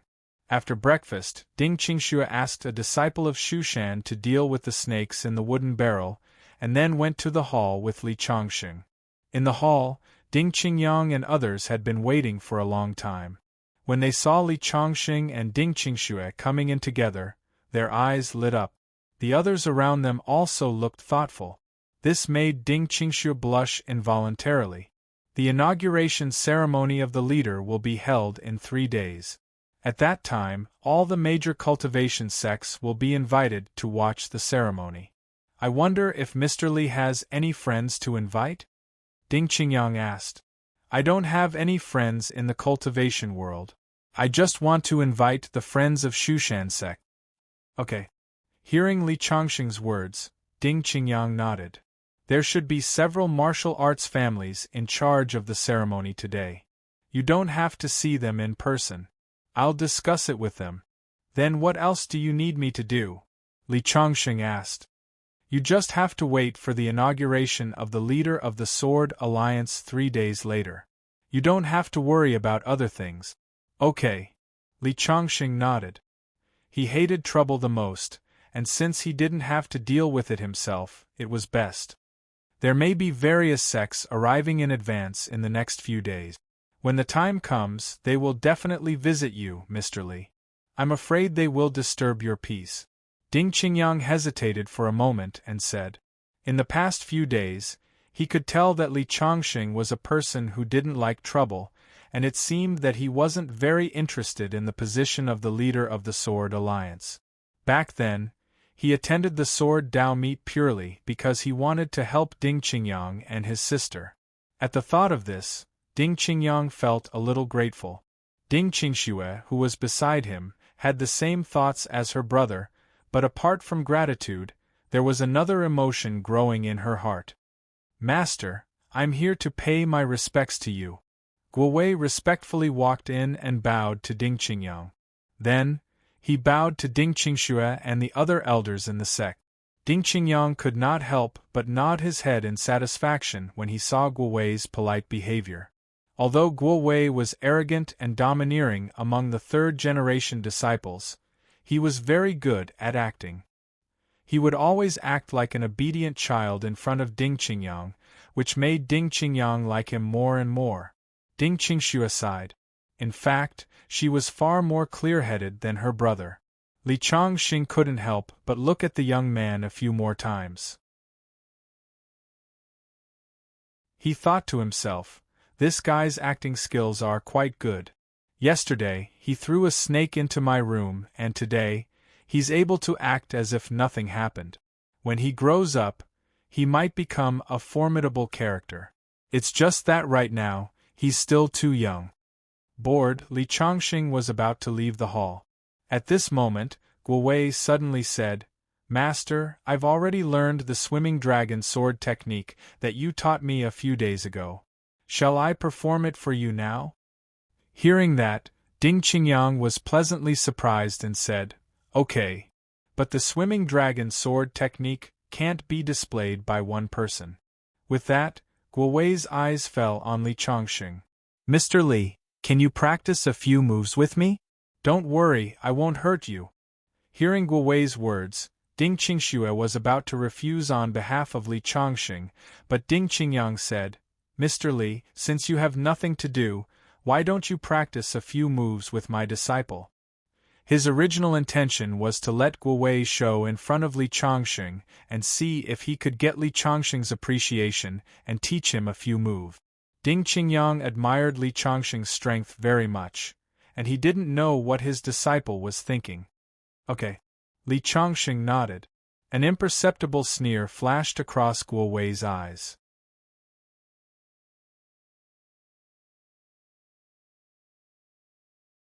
Chapter 398. Then I'm going to start. Guo Wei's eyes were filled with excitement. He slowly unsheathed a long sword. That sword was a good one and Guo Wei liked it very much. Ding Qingyang had asked a sword-forging master from Mount Shu to forge it for his disciple. The sword radiance was dazzling. The moment the sword was unsheathed, the sound of the sword was heard. The surrounding Shu mountain elders all had looks of admiration on their faces. Among the third-generation disciples of Mount Shu, Guo Wei's aptitude was indeed second to none. Mount Shu was a swordsman's sect. Judging from the way Guo Wei held the sword, it could be seen that he was about to reach a higher level in swordsmanship. Take my sword. Guo Wei took a step forward and stabbed at Li Chongqing's throat like a flying dragon. Even Ding Qingyang's expression changed when he saw that. He had just agreed to let Li Chongqing practice swordsmanship with Guo Wei. He did not expect Guo Wei to be so ruthless. This is not practicing swordsmanship. This is clearly killing. He should know that Li Chongqing is stronger than him. That's why he went all out. He has no ill intentions. Ding Qingyang seemed to be explaining to the people around him, but it also seemed like he was explaining to himself. When the sword radiance was close to Li Chongqing's throat, Li Chongqing moved his feet lightly and dodged the attack. Guo Wei did not expect that the sword he was so proud of would be dodged so easily. He subconsciously looked at Ding Qingxue, who was standing next to him. When he saw the flash of appreciation in Ding Qingxue's eyes, anger rose in his heart for no reason. Swish, swish, swish. He stabbed 3 times in a row, all of which were aimed at Li Chongqing's vital parts. Li Chongqing did not expect that the young man would be so ruthless. He took 3 steps back and dodged the attack. At that moment, Guo Wei suddenly stepped on the ground and leaped into the air. He spun and stabbed at Li Chongqing's chest. The sword caused a sonic boom in the air. It was very unusual for someone at his age to use such a sword move. If the other party was kind, Li Chongqing might not be able to resist giving a few pointers to such a good seedling. However, the other party had used his aptitude in the wrong place and wanted to hurt Li Chongqing. Li Chongqing's eyes turned cold. When the opponent's sword was about to stab him, he suddenly stretched out his hand and caught the opponent's sword. Guo Wei, who had a sneer on his face, suddenly felt his attack come to an abrupt stop. Then, Li Chongqing gently pinched the sword with his fingers, and the sword, which could cut through iron as if it were mud, was directly broken from the middle. Crack! At the same time, a huge force was transmitted to Guo Wei's body through the sword. Guo Wei was sent flying backwards, crashing into the wall of the hall. When he landed on the ground, there was blood in his mouth. And this was the result of Li Chongqing being merciful. Otherwise, his meridians would have been severed. Even so, Guo Wei's face was still deathly pale, and deep fear was revealed in his eyes.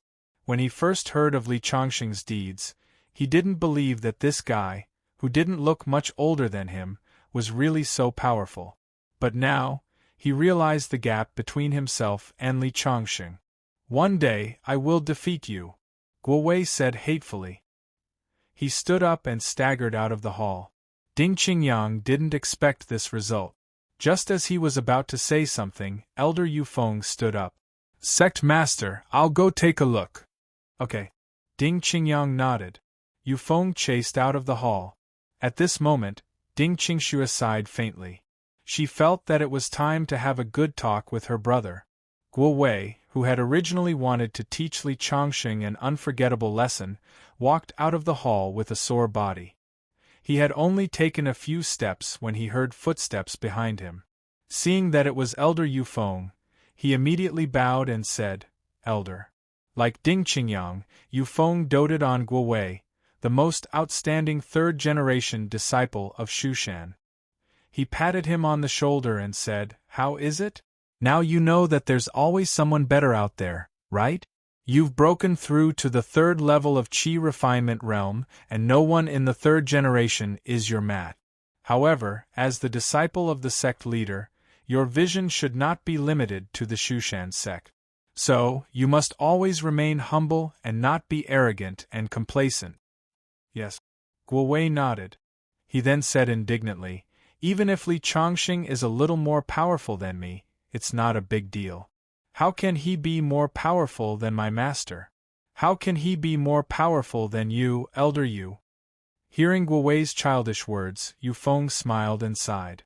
He thought about how he had the same thoughts as Guo Wei when he first saw Li Chongqing.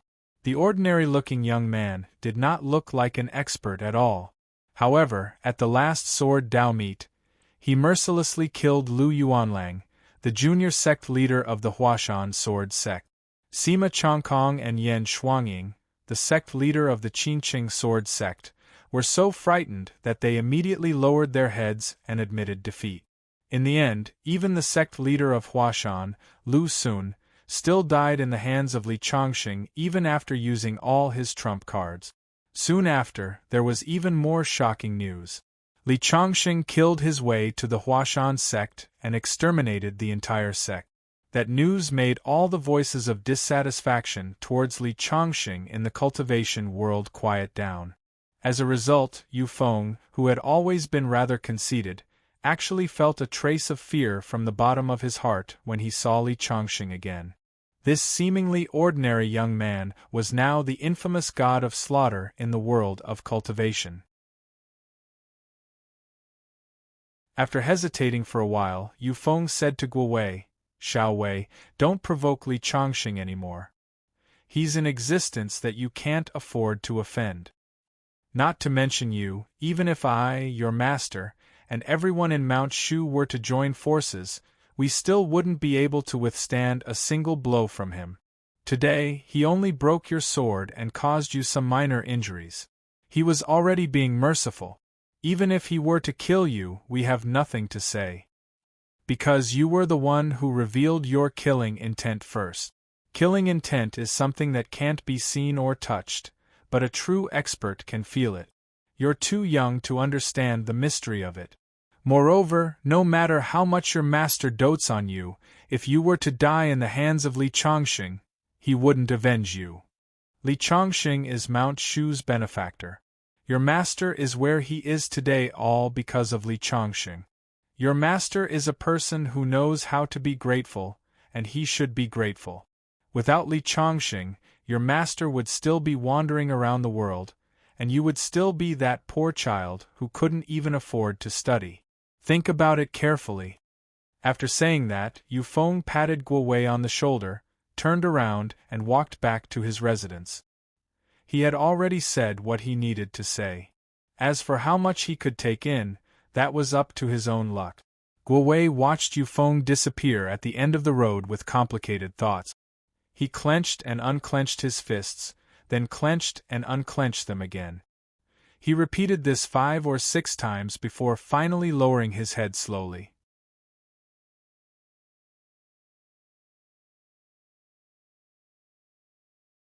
Chapter 399. The succession ceremony of the Sword Dao Alliance Master was progressing in an orderly manner. Li Chongqing, the protagonist, had nothing to do every day. After Guo Wei's incident, Ding Qingyang came to Li Chongqing to apologize in the afternoon. He said that he had not taught his disciple well and that he would not only check his cultivation progress in the future, but also pay attention to his moral character. Li Chongqing nodded. He knew that his sister, Ding Qingxue, must have said something to him. Otherwise, with Ding Qingyang's slow reaction, he would have thought that Li Chongqing, who had dealt with innate realm cultivators like cutting vegetables, would bully his disciple. Time passed quickly, and in the blink of an eye, it was the day of the ceremony. On this day, the Mount Shu Sword sect had an endless stream of guests since the morning. Although the succession of the Sword Dao Alliance Master was a matter for the sword cultivation sects, far more than just sword cultivation sects came to congratulate them. Many martial arts families and cultivation sects came one after another. Li Chongqing had always been elusive. Many people had heard of his name, but they had never seen what he looked like. Now, he was famous in the cultivation world. He had single-handedly flattened the Mount Hua sect, which in itself showed his terrifying strength. At noon, when the succession ceremony was about to officially begin, the entire Mount Shu Sword sect was already crowded with people from various sections. This made the Mount Shu disciples, who did not have much respect for Li Chongqing, dumbfounded. "Oh my God! Why are there so many people? This is too extravagant, isn't it?" A second-generation disciple of Mount Shu said in surprise. "They're all here for Li Chongqing. I heard that Li Chongqing has now been listed as one of the top 10 existences in the cultivation world that should not be provoked." "No way, he looks so ordinary. Is he really so powerful?" someone said in surprise. In the distance, Guo Wei, who was standing in the crowd, had a complicated look in his eyes. "This Li Chongqing actually has so much face. Could it be that I was wrong?" Guo Wei recalled what Yu Feng had said to him. At first, he was still skeptical. Only now did he realize how insignificant he was compared to Li Chongqing. He was not even worth mentioning. At this time, there were only 20 minutes left until noon. As Li Chongqing stepped onto the high platform, the crowd immediately fell into silence. Today, Li Chongqing was wearing a white robe. His sleeves fluttered in the wind, and he really did look like a swordsman from ancient times. Master Yan Shuangying of the Qingqing sword sect has arrived. At this moment the singing started. Yan Shuangying walked over with large strides, surrounded by a group of disciples, attracting the attention of the crowd. Yan Shuangying was a famous figure in the world of cultivators. As soon as he appeared, he immediately bowed to Li Chongqing. "Congratulations to Mr. Li for succeeding as the chief of the Sword League. In the future, our Qingqing sword sect will follow Mr. Li's lead." His attitude represented a form of acknowledgement. Wudong sect leader Song Zhen has arrived. Amei's headmaster has arrived. Mount Song's sect master voices sounded one after another. The sect leaders of the various major sword sects appeared one after another. Putua Temple of the Western region has sent a congratulatory gift. The Villa Master of White Horse Villa is here to pay his respects to Alliance Leader Li. Voices sounded one after another. The appearance of the sect leaders of various martial Dao sects and aristocratic families from all over the country caused the atmosphere to reach a climax. Sima Chongkong, the rich man, has arrived. As the voices sounded, the crowd immediately fell silent. Sima Chongkong was originally the sect leader of Mount Shu, but he lost to Li Chongqing at the Sword Dao meet and even lost his position as the sect leader of Mount Shu.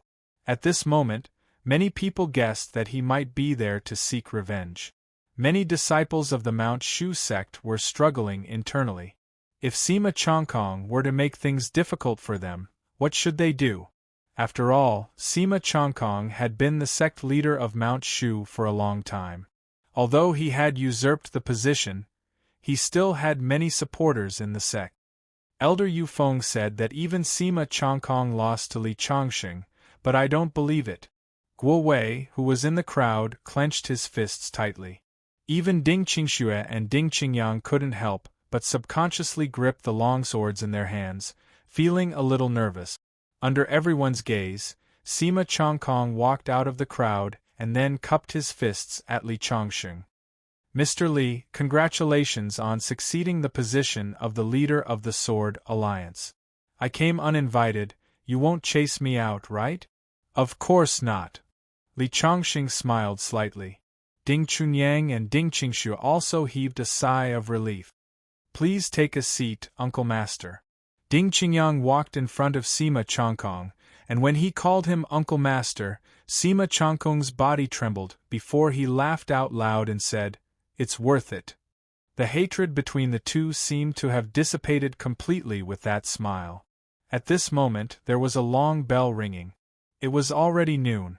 The leader of the Martial Dao family who was in charge of hosting the meeting said loudly, "Li Chongqing, please succeed as the leader of the Sword Alliance." Suddenly, a bugle horn sounded. The atmosphere instantly became solemn. Li Chongqing slowly walked forward and reached out to take the token that symbolized the leader of the Sword Alliance. He then raised the token high.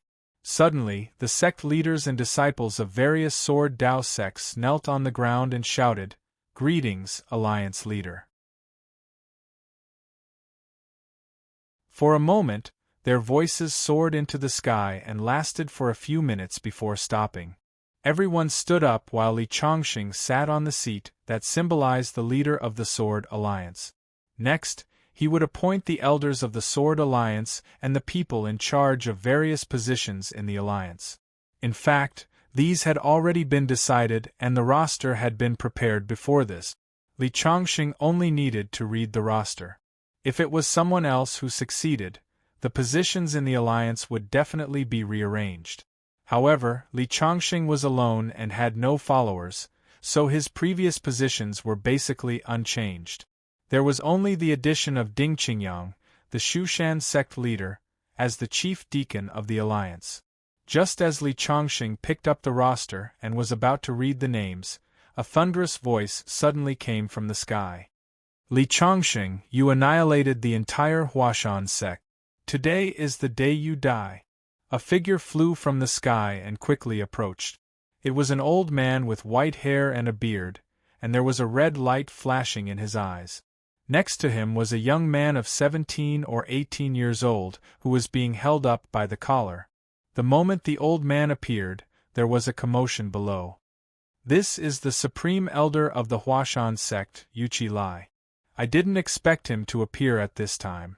Flying in the air is a divine ability that only those in the Vajra realm have. Rumor has it that First Lieutenant Yuqi Lai is a Vajra realm martial expert. It seems to be true. A Vajra realm martial expert is here to seek revenge. Can Li Chongqing stop him? A Vajra realm martial expert's body is indestructible and can't be killed by cannonballs. Li Chongqing is in danger now." Ding Qingyang and Ding Qingshu had already stood up with a guarded look.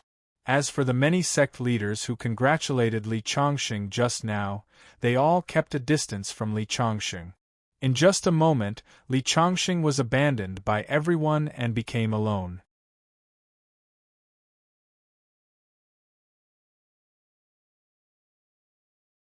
Chapter 400. Li Chongqing, you devil! How dare you kill the entire Huashan sect? I'll grind your bones to dust today. Yuqi Lai's hair fluttered as he stood in the air like a supreme god. His voice was so powerful that it caused the earth to tremble. It was horrifying. "I was supposed to seek revenge on you when I returned from overseas. The reason why I waited until today is to beat you to hell when you're at your proudest after inheriting the position of Sword Alliance chief." Yuqi Lai released his palm, and the young man who came with him slowly descended from the sky. "Mr. Li, the Huashan sect's Grand Elder is very powerful. You should quickly hide in the main hall of the Shushan sect and activate the protective formation of the Shushan sect. There is a secret passage under the main hall of the Shushan sect to escape," Ding Qingyang said to Li Chongqing in a low voice. Then, the brother and sister took a step forward almost at the same time and pulled out the long swords in their hands. "Mr. Li, you helped us take back Mount Shu. Today we'll repay you with our lives." The two of them stepped forward, determined to stall Yuqi Lai for Li Chongqing so that Li Chongqing could escape. Huashan's sect was annihilated because you and your sister attracted this thief. Both of you are unforgivable, and now you're still being stubborn. You deserve to die. Yuchi Lai waved his sleeve in the air, and suddenly, an invisible force whizzed out. Ding Qingyang and his sister took a step back at the same time, and there was blood at the corner of their mouths. Li Changxing's eyes were also filled with shock. He had not expected Yuchi Lai to be able to injure Ding Qingyang and his sister from dozens of meters away with a single blow. Only those who have reached the late stage of the Vajra realm can use such a technique. It seems that I've underestimated Yuchi Lai. Li Changxing thought to himself. He said to the Ding Qingyang and his sister, "You two step back. Let me do it. Mr. Li, you should escape now. It'll be too late if you don't." Ding Qingyang's voice sounded anxious, but Li Changxing did not seem to hear him. He just looked at Yuchi Lai in the sky with a cold look in his eyes. Sima Changkong, the position of sect master was taken away by 2 juniors. Do you feel resentment in your heart? Today, it's time for you to hold your head high. Now I'll give you a chance. Capture these 2 siblings for me, and I'll help you take back the position of sect master. Let me kill this demon, Li Changxing. Yuchi Lai looked down at Sima Changkong. However, Sima Changkong shook his head and said, "Back then, I snatched the position of Shushan's sect master. Now that I've become a rich man, there's nothing to be resentful about. Old man Yuchi, I won't help you deal with Ding Qingyang and his sister. Instead, I'll be on their side today." "What?" When Yuchi Lai heard Sima Changkong's words, his face was instantly filled with rage. "Little brat Sima, you actually chose to go against me. You're courting death." As he spoke, he suddenly raised his hand and struck towards Sima Changkong's position. Suddenly, a transparent palm force shot down. Sima Changkong's face changed drastically. However, he was still much stronger than Ding Qingyang and his sister. He shifted his feet and dodged the attack by a hair's breadth. When the palm force hit the ground, there was a loud bang and a 2-meter pit appeared. Although Sima Changkong had dodged the opponent's attack, his face was filled with deep fear. If he had reacted half a beat slower, he might have lost his life by now. This was just a casual strike from Yuchi Lai. Not only Sima Changkong, but many of the sect masters at the scene were also horrified. Yuchi Lai's strength was too strong. They knew that even if they gave it their all, they wouldn't be able to withstand one strike from Yuchi Lai. They were thankful that they had kept a sufficient distance from Li Changxing. Everyone present was shocked by Yuchi Lai's attack, and they fell into silence. At this moment, a figure suddenly rushed out and knelt on the ground with a thud. It was Ding Qingyang's disciple, Guo Wei. "Guo Wei, what are you doing?" When Ding Qingyang saw his disciple rush out, he was surprised at first. When he saw Guo Wei kneeling on the ground, he frowned and said angrily, "Get back here." Unexpectedly, Guo Wei turned a blind eye to his master's voice and kowtowed 3 times to Yuchi Lai. "Mr. Yuchi, I am Ding Qingyang's disciple, but I have been in the Mount Shu sword sect for less than 3 months. Please let me go. I don't want to be buried with the 3 sects of Mount Shu. As long as you spare my life, I am willing to be your slave." Originally, they thought that Guo Wei would come out to plead for mercy for the entire Mount Shu sword sect. They didn't expect that Guo Wei would rush to cut ties with the Mount Shu sword sect. Ding Qingyang's eyes were filled with disappointment. In the sky, Yuchi Lai laughed heartily and said, "Good, you're worth teaching. You and my disciple stand together for now. After I kill Li Changxing and Ding Qingyang, I'll make you the sect leader of Mount Shu." "Really?" Guo Wei's eyes were filled with joy. Ding Qingyang was completely disappointed. "You unfilial disciple. I have treated you well. Don't you feel guilty for betraying your master?" Ding Qingyang gritted his teeth and said. Guo Wei turned around and looked apologetic. Eventually, he became determined. "Master, you have treated me well, and I will remember it in my heart. However, a wise man submits to circumstances. Mr. Yuchi's divine power is unparalleled, and I have no choice. Ding Qingyang was so angry that his entire body was shaking. Yuchi Lai, on the other hand, was laughing proudly. Mr. Li, it is not too late for you to escape. My brother and I will buy time for you even if we have to fight to the death. Ding Qingxue bit her lip and looked determined. However, Li Chongqing shook his head and looked up at Yuchi Lai in the sky. Old man Yuchi, do you really think that I am a fish on the chopping board for you to kill? Is that not the case? Yuchi Lai laughed and said, Li Chongqing, I know that you are strong. Otherwise, you would not have been able to destroy the Huashan sect. However, you are still too young. 30 years later, you might be qualified to fight with me. However, you can only accept your death now. The strength of the Vajra realm is not something you can imagine. After Yuchi Lai finished speaking, he looked at Li Chongqing mockingly. In his eyes, everything was in his control today. Whether it was Li Chongqing, Ding Qingyang, or Sima Chongkong, they were all like ants to him. Is the Vajra realm that great? Li Chongqing suddenly took a step forward and rose into the sky. He only stopped when he reached the same height as Yuchi Lai. Seeing Li Chongqing rise into the sky, Yuchi Lai's face suddenly changed. Flying is a skill that only the Vajra realm can use. Could this Li Chongqing be a Vajra realm expert? Yuchi Lai's eyes narrowed. However, when he saw the flying sword under Li Chongqing's feet, he heaved a sigh of relief. So, he is borrowing the power of the flying sword. He is not really at the Vajra realm. At this moment, Li Chongqing smiled coldly and said, Although I am not at the Vajra realm, I can still kill a martial artist at the Vajra realm. As soon as he finished speaking, the flying sword under his feet suddenly burst into a dazzling golden light. It became 100 feet long in the sky and slashed down at Yuchi Lai.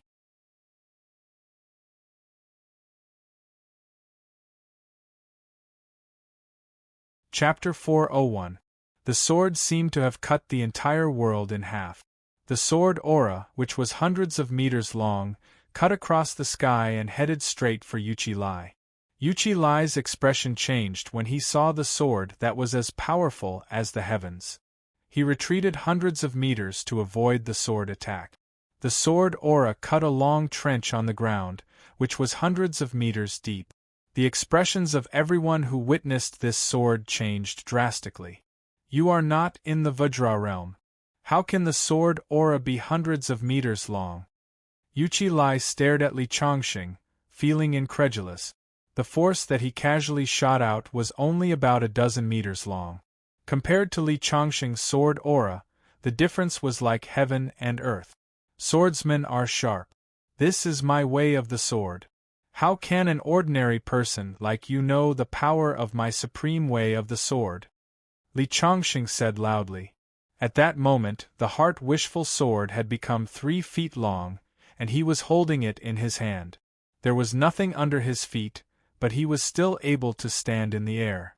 Li Chongqing, I was wondering how you could have destroyed the Huashan sect with the protection of the Supreme Formation. It seems that I have underestimated you. You are still too young and have not broken through to the Vajra realm. How can you know how terrifying the Vajra realm is? Yuchi Lai put away the surprise on his face, and his body continued to rise into the air. Huashan is also a swordsman sect. Our way of the sword is not inferior to any other lineage.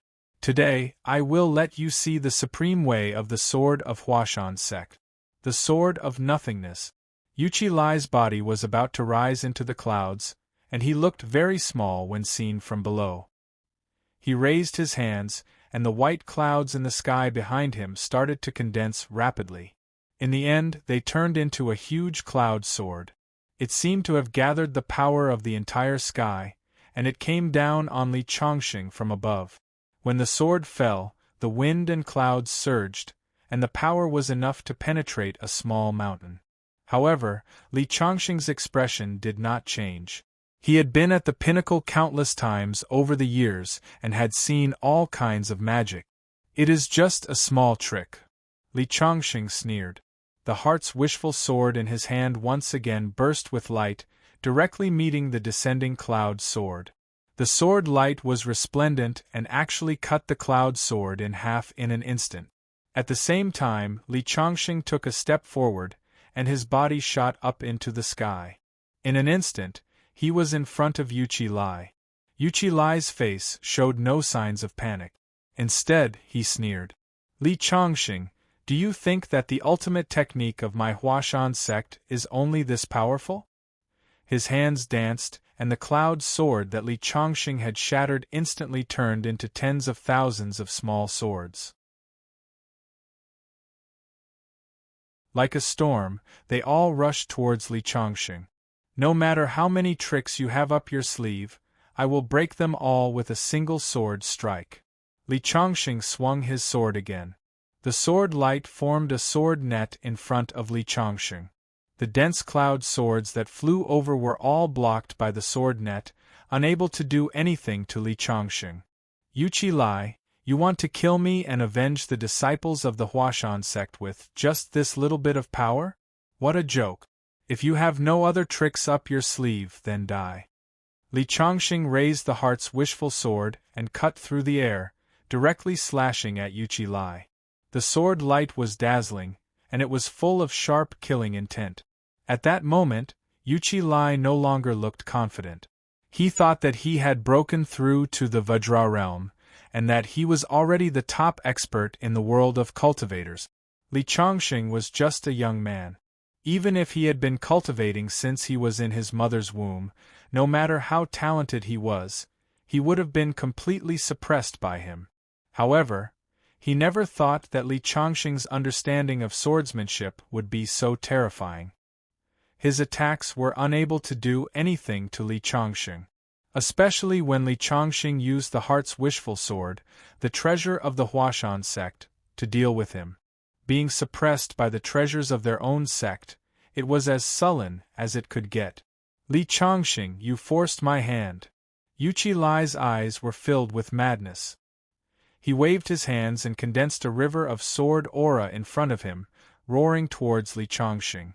This is a move that I created by reading through the books of the Huashan sect and combining all of my swordsmanship experience. I haven't had the time to give it a name yet. It is your honor to die under this move. Yuqi Lai laughed. He stood in midair and continued to pour out spiritual ether. It made the river of sword aura look even more spectacular, as if it had really attracted the Milky Way from the sky. At that moment, even Li Chongqing's attacks were stagnant. Countless spectators below were dazzled by what they saw. Is this the power of a Vajra realm expert? It is terrifying to the extreme. Ascending to the sky and gathering the chi of heaven and earth to form magic, he was like a god. Yuqi Lai is the supreme elder of Huashan and the top expert in the world of cultivators today. To be able to witness this battle today, I have no regrets even if I die. An elder of a swordsmanship sect said with emotion. That Li Chongqing is not simple either. He is so young, and his swordsmanship is so profound. He has not broken through to the Vajra realm, but he has been fighting with Yuqi Lai for such a long time. It is not an exaggeration to call him a peerless genius. Someone next to him said with emotion. What a pity! If he was given 30 years to grow, perhaps even Yuqi Lai would have to run for his life if he saw him. I'm afraid he will die today. With Yuqi Lai's strength, that Li Chongqing has no chance of surviving. It is Li Chongqing's fault for being too arrogant and wiping out all of the Huashan sect. Otherwise, he would not be in this mess today. Countless people were sighing with regret. Ding Qingyang and his sister, on the other hand, looked worried. It seemed that while Li Chongqing was powerful, he was obviously at a disadvantage. Guo Wei, who was in the crowd, looked at the sky, and his body trembled slightly. He had only just seen Li Chongqing's strength. He could fly in the sky and burrow into the ground like a human deity. This was a scene that he had only dreamed of countless times, but it was happening right in front of his eyes. You are so strong. Fortunately, you are going to die today. Guowei muttered to himself. In the sky, Yuchi-Lai focused all of his strength on this one attack. The sword hit the river, which was hundreds of feet long, and the sword aura was raging. It destroyed everything that had a shape. Wherever it passed, even the air was shattered. Li Chongqing was shrouded in the sword aura river, and the dense sword aura kept attacking Li Chongqing's body. Countless holes had appeared on his clothes, and it seemed that he would be torn to pieces by the sword aura river at any time. Facing such a move, even Li Chongqing had to admit that Yuchi-Lai was indeed unique in his swordsmanship. Even someone at the peak of the Vajra realm might not be able to withstand such strength. It is not easy to reach this level in the swordsmanship. It is a pity that you should not have made me your enemy. Li Chongqing sighed softly. His voice was almost inaudible under the raging sword aura. Just when Yuchi-Lai thought that Li Chongqing was going to be completely destroyed by his sword aura. In the next moment, Li Chongqing put away the heart-wishful sword, raised his palm, and punched forward. He had lived for tens of thousands of years and had gone through 99 thunder tribulations. Li Chongqing's trump card was not the countless techniques that he had practiced, nor was it his understanding of swordsmanship or martial arts. It was his almost invincible physical body.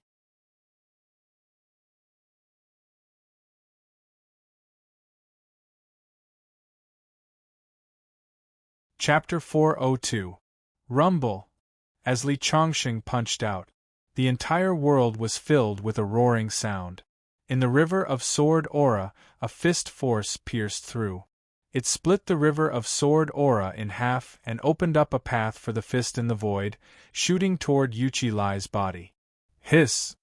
Yuchi-Lai sucked in a cold breath. He waved his hands and condensed the river of sword aura that Li Chongqing had cut in front of him, forming a barrier.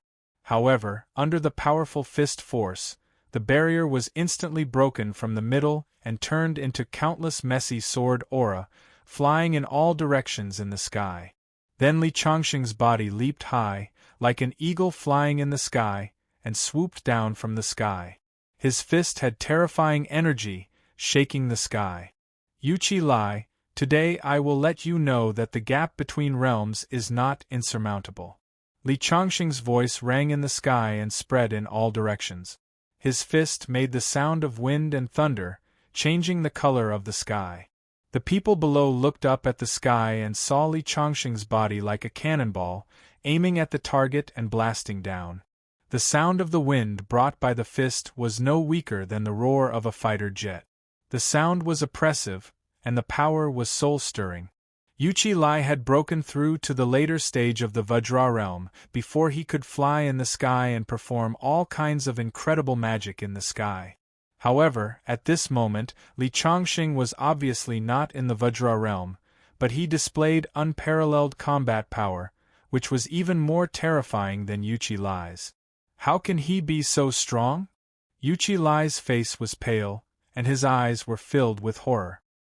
He roared and took off his Taoist robe, throwing it in front of him.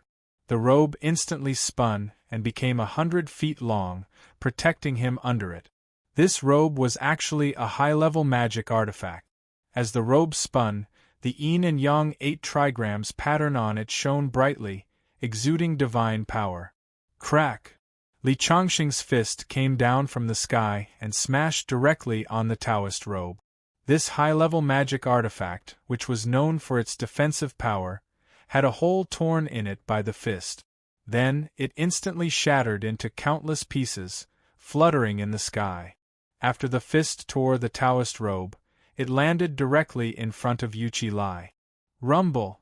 Whirlwinds surged, as if the god of thunder was enraged, shaking the 9 heavens. At this moment, Yuchi-Lai crossed his arms and conjured a yin-yang 8 trigrams pattern to meet the fist, but it was instantly smashed by the fist. The yin-yang 8 trigrams pattern was smashed into pieces, and the powerful fist force landed on his chest. Like a kite with a broken string, he was sent flying hundreds of meters away. It only stopped when it hit the ground and smashed 7 trees that were as thick as a few people's arms. At this moment, the entire place fell into silence. Such a brilliant battle dazzled everyone who saw it. At the same time, a sense of insignificance arose in his heart. Such an attack contained the power to shatter gold and shatter stone with just a wave of his hand. These self-proclaimed masters of the martial arts world sadly discovered that a casual blow could send their souls to the netherworld. Guo Wei, who was standing there, was pale and trembling all over. Yuchi Lai was such a powerful person, yet he had been beaten by Li Chongqing to the point where he could not even fight back. The legs of Yuchi Lai's disciple, who was next to him, were shaking. Yuchi Lai was no doubt an invincible deity in his heart, but now he was blasted to the ground by Li Chongqing from the sky with one punch. Ding Qingyang and his sister's eyes were filled with excitement. They thought that Mount Shu sect would go through a catastrophe today, but they did not expect such a turn of events. Li Chongqing, I will tear you to pieces. A roar came from the woods. A figure suddenly soared into the sky, leaving behind an afterimage in the sky, rushing towards Li Chongqing's location. It was Yuchi Lai, who had been blasted to the ground by Li Chongqing. At this moment, Yuchi Lai's hair was disheveled, and his face was full of embarrassment, but his eyes were full of murderous intent. Go to hell! Yuchi Lai roared. In his hand a long sword was shining. This was a sword that his master had personally forged for him when he embarked on the path of swordsmanship. Over the years, as his realm increased, this sword had been constantly tempered, and it could be said to be his life sword. This sword was closely related to him, and he saw it as an object of his path. He had not intended to use it, because this sword represented his trump card. If he used this sword, it would have been a matter of life and death, but he had no choice but to use it now. Li Chongqing's strength was too terrifying, and in front of so many swordsmanship sects, he was blasted to the ground from the sky. If he did not kill Li Chongqing, he would never be able to clear his mind, and it would even cause him to have inner demons. Swordsmen bravely moved forward, and there was no retreat. So, this sword had to be used, even if he had activated a secret skill and burned his blood and life force. His body rushed to the sky, and in the air, Yuchi Lai seemed to have merged with this sword. Man and sword became one. This was the supreme realm of swordsmanship. If it had not been for this desperate situation, Yuchi Lai would have had to wait until he broke through to the finger-profound realm to comprehend it. Li Chongqing, you didn't expect this, did you? I have to thank you. Yuchi Lai let out a hearty laugh. However, Li Chongqing shook his head. You've only touched the threshold of being one with the sword. Even if you really comprehend this realm of swordsmanship, in my eyes, you're nothing. As soon as his voice fell, Li Chongqing raised his fist again and punched out. Boom! As this punch landed, an extremely terrifying energy surged out. It formed a mighty fist force in front of his eyes and whistled down. The air in front of him was directly pushed to the sides, and even the void was about to be shattered. The monstrous fist force crushed down mercilessly, and the first to collide with the fist force was the life sword, which was directly smashed into countless pieces.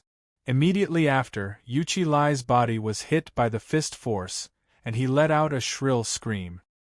His lower abdomen was directly penetrated by the fist, and then his entire body was torn apart, turning into a cloud of blood mist that fell from the sky and fluttered. Everyone who witnessed all of this sucked in a breath of cold air as a deep chill surged in their hearts.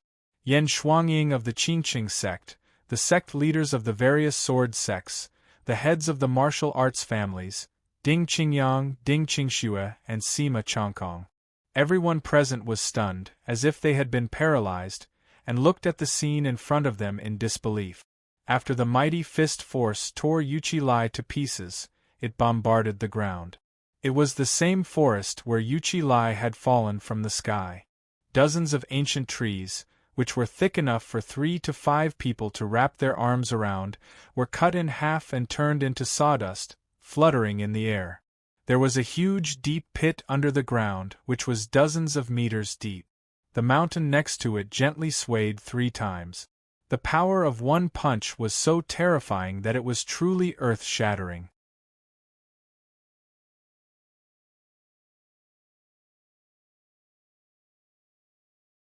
Chapter 403. Everyone looked at the figure standing proudly in the sky. Their eyes were filled with shock and disbelief. Huashan Sect's Supreme Elder Yuchi Lai, a Vajra realm expert, was dead. Li Chongxing punched him and turned him into a pile of debris. Not even his bones were left. The fall of a powerhouse also represented the rise of another powerhouse.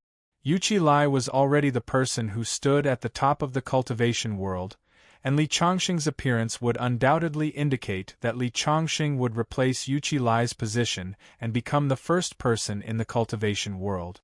Even Yuchi Lai, who was at the Vajra realm, was defeated by him. Could he be at the peak of the Vajra realm or the Finger Profound realm? Yan Shuangying of the Qingqing Sword Sect muttered to himself. He can kill Yuchi Lai with one punch. What does it matter what realm he is at? Among all the experts in the world today, there is no one who can match him. Sima Changkong also sighed.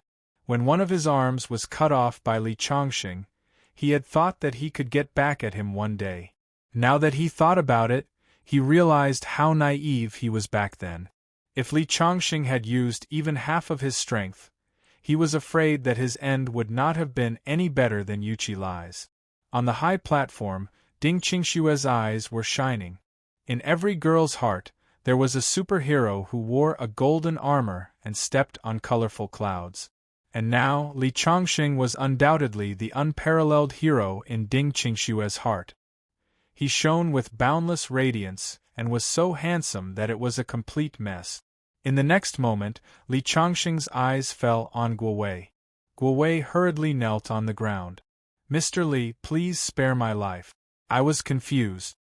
However, before he could finish his words, he saw a green light fall from the sky. He fell straight to the ground and shut his mouth forever. Everyone has the right to punish those who betray their masters and ancestors.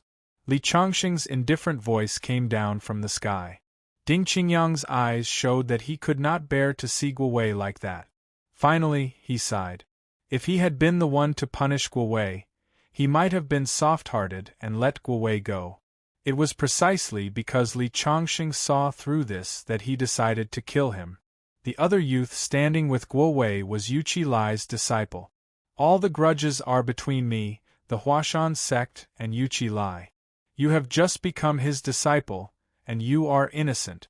Go back to the borderlands and look for your father," Li Chongxing said indifferently. The young man seemed to be surprised that Li Chongxing didn't kill him, and his face showed some joy. No matter who it was something worth being happy about. However, he did not leave immediately. Instead, he looked up at Li Chongxing and said loudly, "I am still very weak today, but one day I will defeat you fair and square and avenge my master." After the young man finished speaking, he turned around and proudly walked towards the exit. However, before he could take 2 steps, Li Chongxing waved his hand and a beam of sword light descended from the sky, piercing through the young man's back and ending his life. Suddenly, there was an uproar. Ding Qingyang was even more puzzled and asked, "Mr. Li, since you said that you would let him go, why did you suddenly kill him?" Hearing Ding Qingyang's question, Li Chongxing descended from the sky and stood on the high platform, saying indifferently, "The reason why I let him go was because I thought that he was an innocent person, and I didn't want to kill more people. However, he was still thinking about avenging his master, so he was no longer innocent. I will not leave a hidden danger for myself. Since I said that I would let him go, I can also go back on my word. It is all up to me." Hearing Li Chongxing's words, Ding Qingyang fell silent. The leaders of the surrounding Sword Dao sects nodded in agreement. At first, when Li Chongxing killed the young man, everyone felt that Li Chongxing did not do it right, as he had promised to let the young man go. However, after thinking about it, Li Changxing's way of doing things was worthy of approval. Knowing that the young man would become his enemy one day, he still kept the young man alive. That was not kindness but stupidity. So many things have happened today, and I'm a little tired. I'll go back and rest first. Please help yourselves. After Li Changxing finished speaking, he went straight back to his room. The Sword Alliance conference had come to an end. Although the Alliance leader succession ceremony had been interrupted halfway and wasn't perfect, it was still the perfect ending. Li Changxing had just succeeded as the Sword Alliance master, but he had killed the current top expert in the cultivation world and established his reputation. After today, the name Li Changxing would probably be well known in the entire martial Dao world. Everyone in the world knew him. On the second day after the inauguration ceremony, Ding Qingxue came to Li Changxing's room. Now that Li Changxing's battle had shocked the world, the prestige of the Mount Shu sword sect had also soared. However, Ding Qingxue did not look good. Is your brother still sad about Guowei's death? Ding Qingxue nodded. Although my brother knows that Guowei deserved to die, he was still regarded as the successor of his legacy. Doesn't your brother have another disciple? You're talking about Zhou Xing, right? Zhou Xing is a disciple that my brother took in the secular world. His potential is limited, not to mention that his foundation was damaged by you last time and he hasn't recovered yet. He didn't return to the Mount Shu sect with us and instead went to explore the world. Zhou Xing's departure has already made my brother very sad, and now Guowei has made him even more disheartened. Seeing Ding Qingxue's haggard appearance, Li Changxing knew that she was worried about her brother. He sighed faintly and did not know what to say. After a few minutes of silence he said, I'm leaving today too. Your brother is the sect master of Mount Shu after all. You should counsel him. Okay. There was a hint of reluctance in Ding Qingxue's eyes. She opened her mouth and wanted to say something, but in the end she did not say anything. Li Changxing did not have anything to pack. He got up and walked out of the room, but the moment he stepped out, Ding Qingxue suddenly reached out and hugged him. Feeling the softness on his back, Li Changxing's body could not help but stiffen. Ding Qingxue leaned her head against Li Changxing's back and closed her eyes tightly. She wondered if she would stay in this position until her hair turned white. After more than 10 minutes, Ding Qingxue finally let go. Ding Qingxue turned her head away and said, Remember to come back and see me. Li Changxing was about to say something, but Ding Qingxue had already walked into the room and closed the door with a bang. Looking at the tightly closed door and imagining the way she leaned against it, Li Changxing finally sighed, took out the heart-wishful sword, and soared into the sky. He did not choose to take a helicopter, because taking a plane required a special pilot. He was afraid that he would be reluctant to leave if he delayed. It was said that a gentle home was the grave of a hero, and Li Changxing was no exception. It was not until Li Changxing left that the tightly closed door opened. Ding Qingxue looked at the empty sky, and her heart felt empty as if she had lost something. Her nose was slightly sour.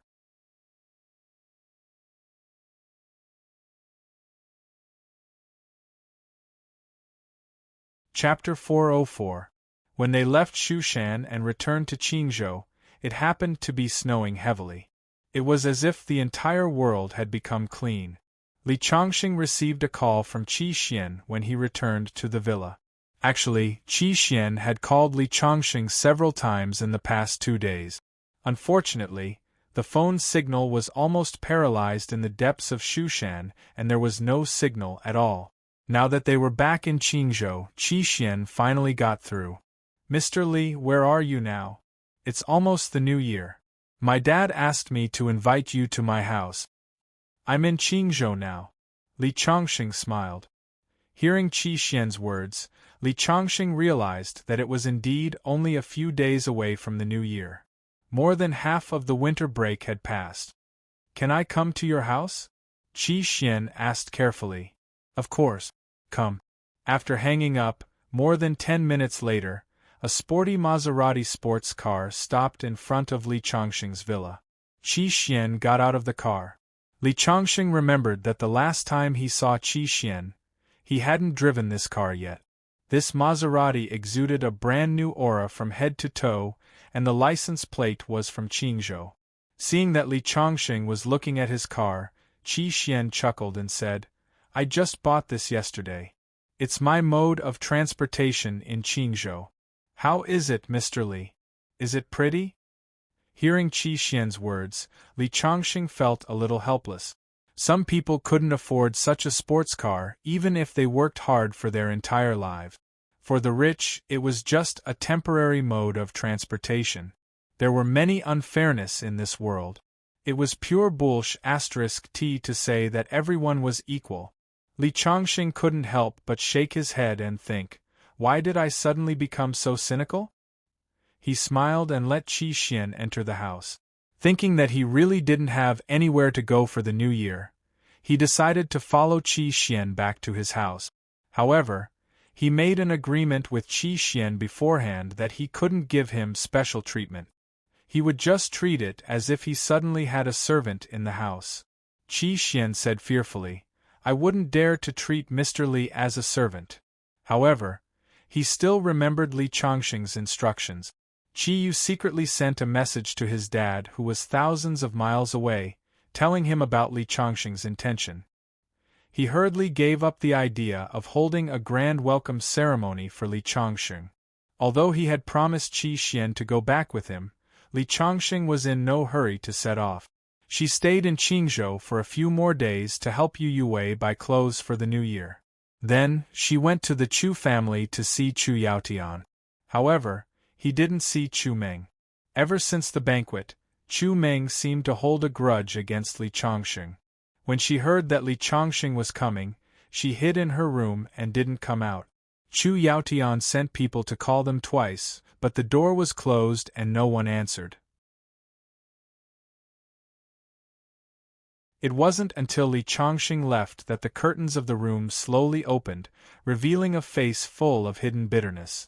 3 days before the new year, Li Changxing and Qi Xian set off on their journey home. Qi Xian's family spent the new year in their hometown. It was originally a poor little mountain village, but because of Qi Yu, Qi Xian became rich. After Qi Yu became rich, he went back to invest in his hometown, making the small mountain village a famous tourist attraction. Moreover, he built a group of villas in the village that occupied 10 acres of land, just like a palace. If such an excessive building was placed anywhere else, it would cause a lot of complaint. However, in that village the villagers were proud of it. In the end, because of Qi Yu, this small mountain village produced several millionaires. Even the poorest family could earn a few 100,000 yuan a year. This was something that other places couldn't compare to. Humans knew how to be grateful. Although the villagers didn't have much experience, they knew who made them live a good life. It was true that unruly people came from barren hills and turbulent rivers, but ungrateful people were in the minority. As the young master of the Qi family, Qi Xian was no different from the crown prince in the village. In addition, Qi Yu had several large companies under his name, so there were many people who came to run errands before and after the new year. Hearing that Qi Xian was coming back, there were already several well-dressed elites in suits waiting at the entrance of the village. Those half-bald, pot-bellied company CEOs threw away their usual strict and dignified manner in front of their subordinates, and all of them had smiles and flattery on their faces. When Qi Xian's Maserati entered the village entrance, someone set off firecrackers. This reminded Li Changxing of the night when he first arrived at the Mount Shu sword sect. Fireworks bloomed. However, Qi Xian's status and popularity in the Qi family village were much higher than Li Changxing's when he first arrived at the Mount Shu sword sect. Pa, pa, pa, pa. The firecrackers went off. A few CEOs who held great power in the Qi family's industrial chain rushed forward eagerly. Only a few fellows at the back, who had eaten too much and moved slower, suddenly realized that the big boss Qi Yu, who stood at the top of the Qi family's industrial chain, had made an unprecedented appearance today. A few fat, middle-aged men immediately showed terrified expressions. Even though they were now generals in charge of the Chi family group, they were still in awe and fear of this big boss from the bottom of their hearts. "Big boss, you also came out to pick up young master?" A fat fellow took the initiative to approach. Chi smiled and didn't say anything. There was no reason for a father to pick up his son. He came out for his boss. The car door opened and Xian stepped out first. He was immediately surrounded by a group of senior executives. Some flattered him, while others took things. Each of them had their own duties, and the division of labor was clear. As for the ordinary young man who came after Xian, although a few CEOs looked at him suspiciously, they quickly focused their attention on Xian and didn't pay much attention to him. They just thought that he was Xian's classmate or friend. In the past few years, Xian would also bring a few friends back to celebrate the New Year with him. There were children of poor and wealthy families, but no matter how wealthy they were, they paled in comparison to the Qi family. Everyone surrounded Xian, and Xian was afraid that Li Changxing would be left out, so he was about to shoo these annoying flies aside. Just then, he saw his father, Qiyu, walking over quickly. This time, Xian didn't need to say anything. Those CEOs sensibly kept a distance from Xian and made way for him, not daring to hinder the father and son's reunion. However, what they didn't expect was that Qiyu didn't walk toward his son. Instead, he walked directly to Li Changxing with a hearty smile and gave Li Changxing a big bear hug. "Mr. Li, I missed you so much." This action stunned everyone present as they looked at each other in dismay. They thought, who is this young man? He actually made the big boss welcome him personally.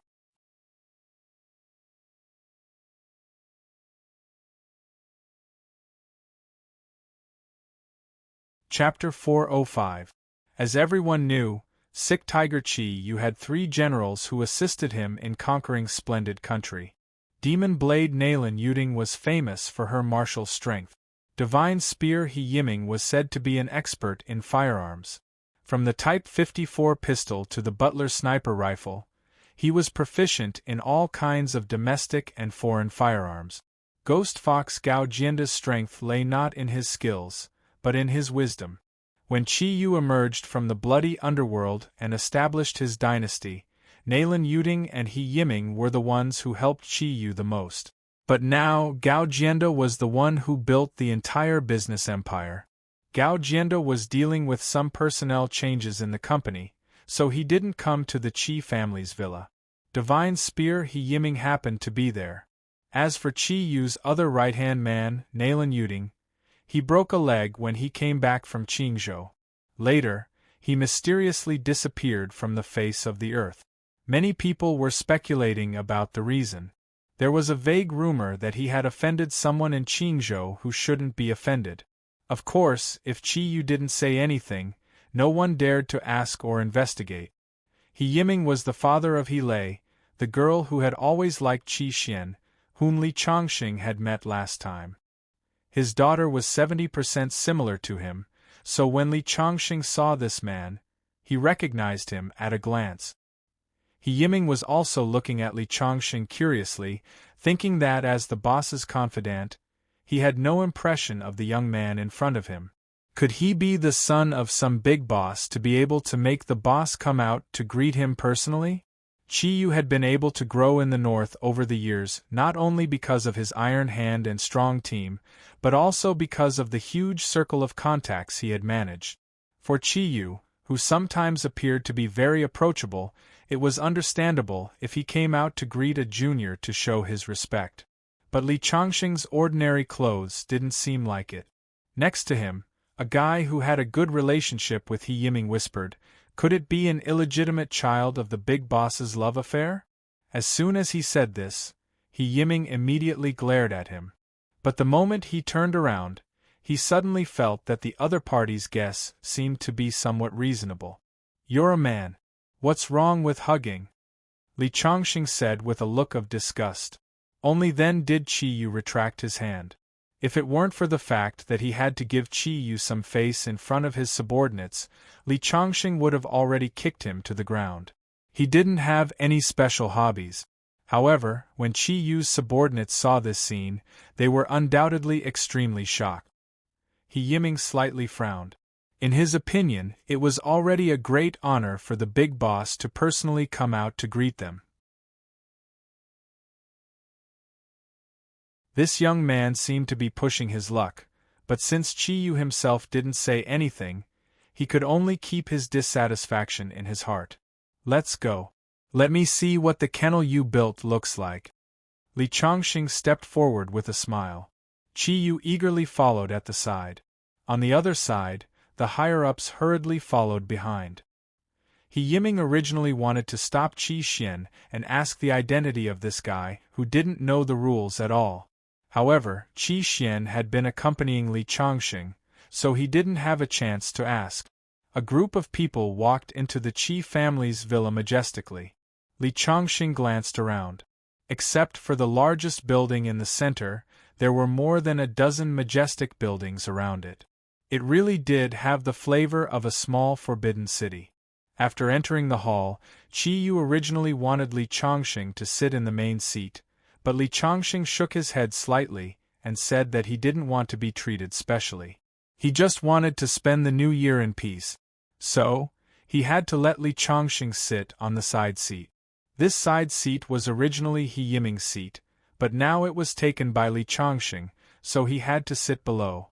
Looking at Li Chongqing, who was chatting and laughing with Qi Yu, this general of Qi Yu's was quite dissatisfied.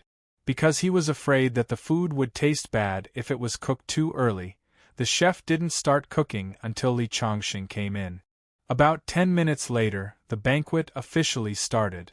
The table was full of delicacies. It was said that the chef was the descendant of the imperial chef that Qi Yu had spent a lot of money to hire. He was proficient in several cuisines. Because he knew that Li Chongqing wasn't an ordinary person, Qi Yu didn't dare to add more dishes for Li Chongqing. Qi Xian, on the other hand, would put the dishes in Li Chongqing's bowl whenever he saw which dishes were famous. This made many people who wanted to find out Li Chongqing's identity slightly disappointed. Apart from Li Chongqing, who was a little hungry and ate a little more, the others basically didn't touch their chopsticks. Of course, they had to be more reserved in front of the big boss. After the meal, they didn't find any clues. He Yiming took the initiative to lead the topic to Li Chongqing several times, but Qi Yu didn't respond at all. Li Chongqing was even more indifferent to He Yiming's several attempts to get information out of him, which made He Yiming quite angry. The number 2 figure of the Qi group was actually ignored by a young man of about 20 years old. After the meal, Li Chongqing took out a cigarette from his pocket. Qi Xian hurriedly took out a lighter to light the cigarette for him. Everyone at the table was dumbfounded. Unexpectedly, Qi Yu suddenly stood up and stopped his son's action. Many people became spirited and thought, is the big boss dissatisfied with the young man's behavior and is going to get angry? He Yiming was even more expectant. Unexpectedly, after Qi Yu stopped his son's action, a lighter appeared in his hand like a magic trick, and then he bent down to light Li Chongqing's cigarette. The action of lighting the cigarette was very natural. Li Chongqing took a deep puff of the cigarette and showed a somewhat enjoyable expression. He thought, smoking has become a habit unconsciously. This is not good. After lighting the cigarette for Li Chongqing, Qi Yu lit one for himself, ignoring the shocked subordinates next to him, whose eyeballs were about to fall out, and said to He Yiming, who was also in a daze. Later, you call Gao Jianda and ask him to put aside the company's affairs and come back to see Mr. Li. Didn't he always ask me how I saw his talent at a glance when he was at his lowest? You tell him, and he will have the answer when he comes back. He Yiming reacted and nodded, but his heart was still in turmoil. He never dared to delay the big boss's orders. Qi Yu's swift and decisive personality affected every one of his subordinates. He hurried to the corner and called Gao Jianda, who was known as Ghost Fox. Just when he was on the phone, he quietly looked at Li Chongqing, who was sitting there smoking. This seemingly ordinary young man seemed to have an amazing background.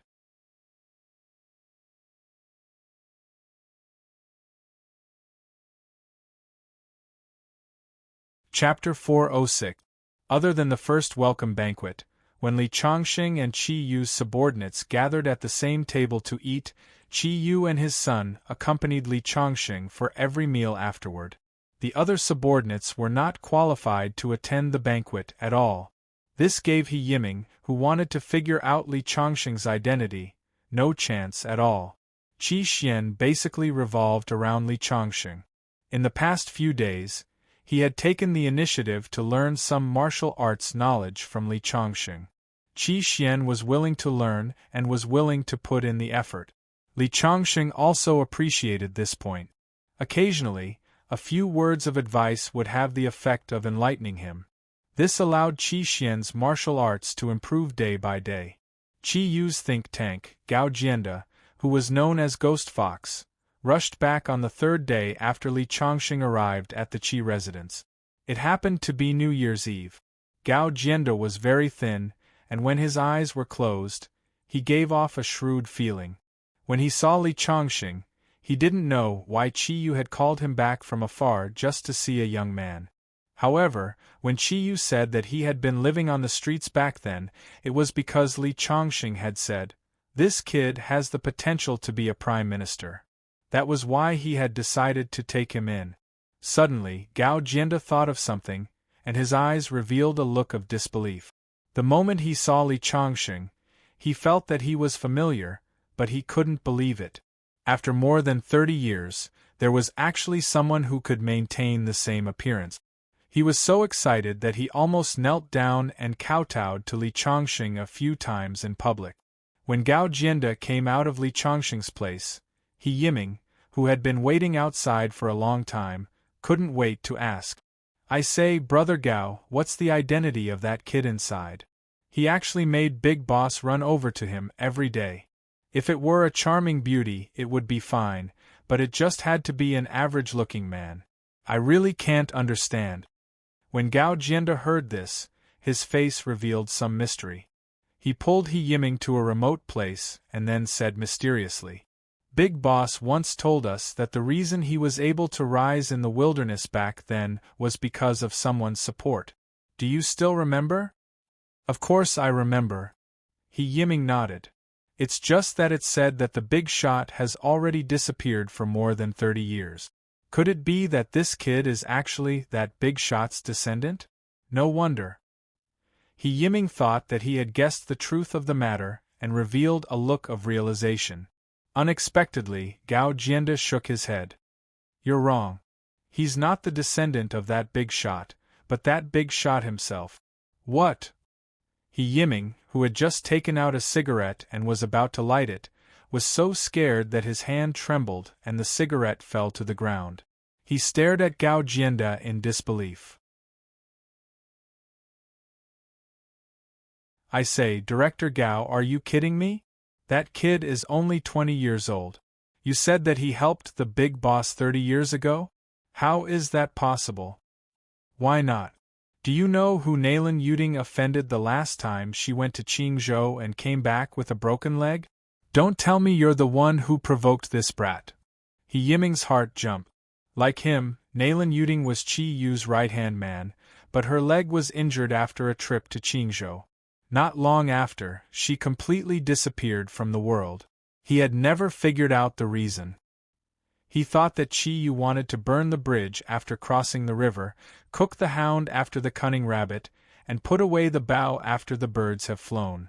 He had been cautious for a long time.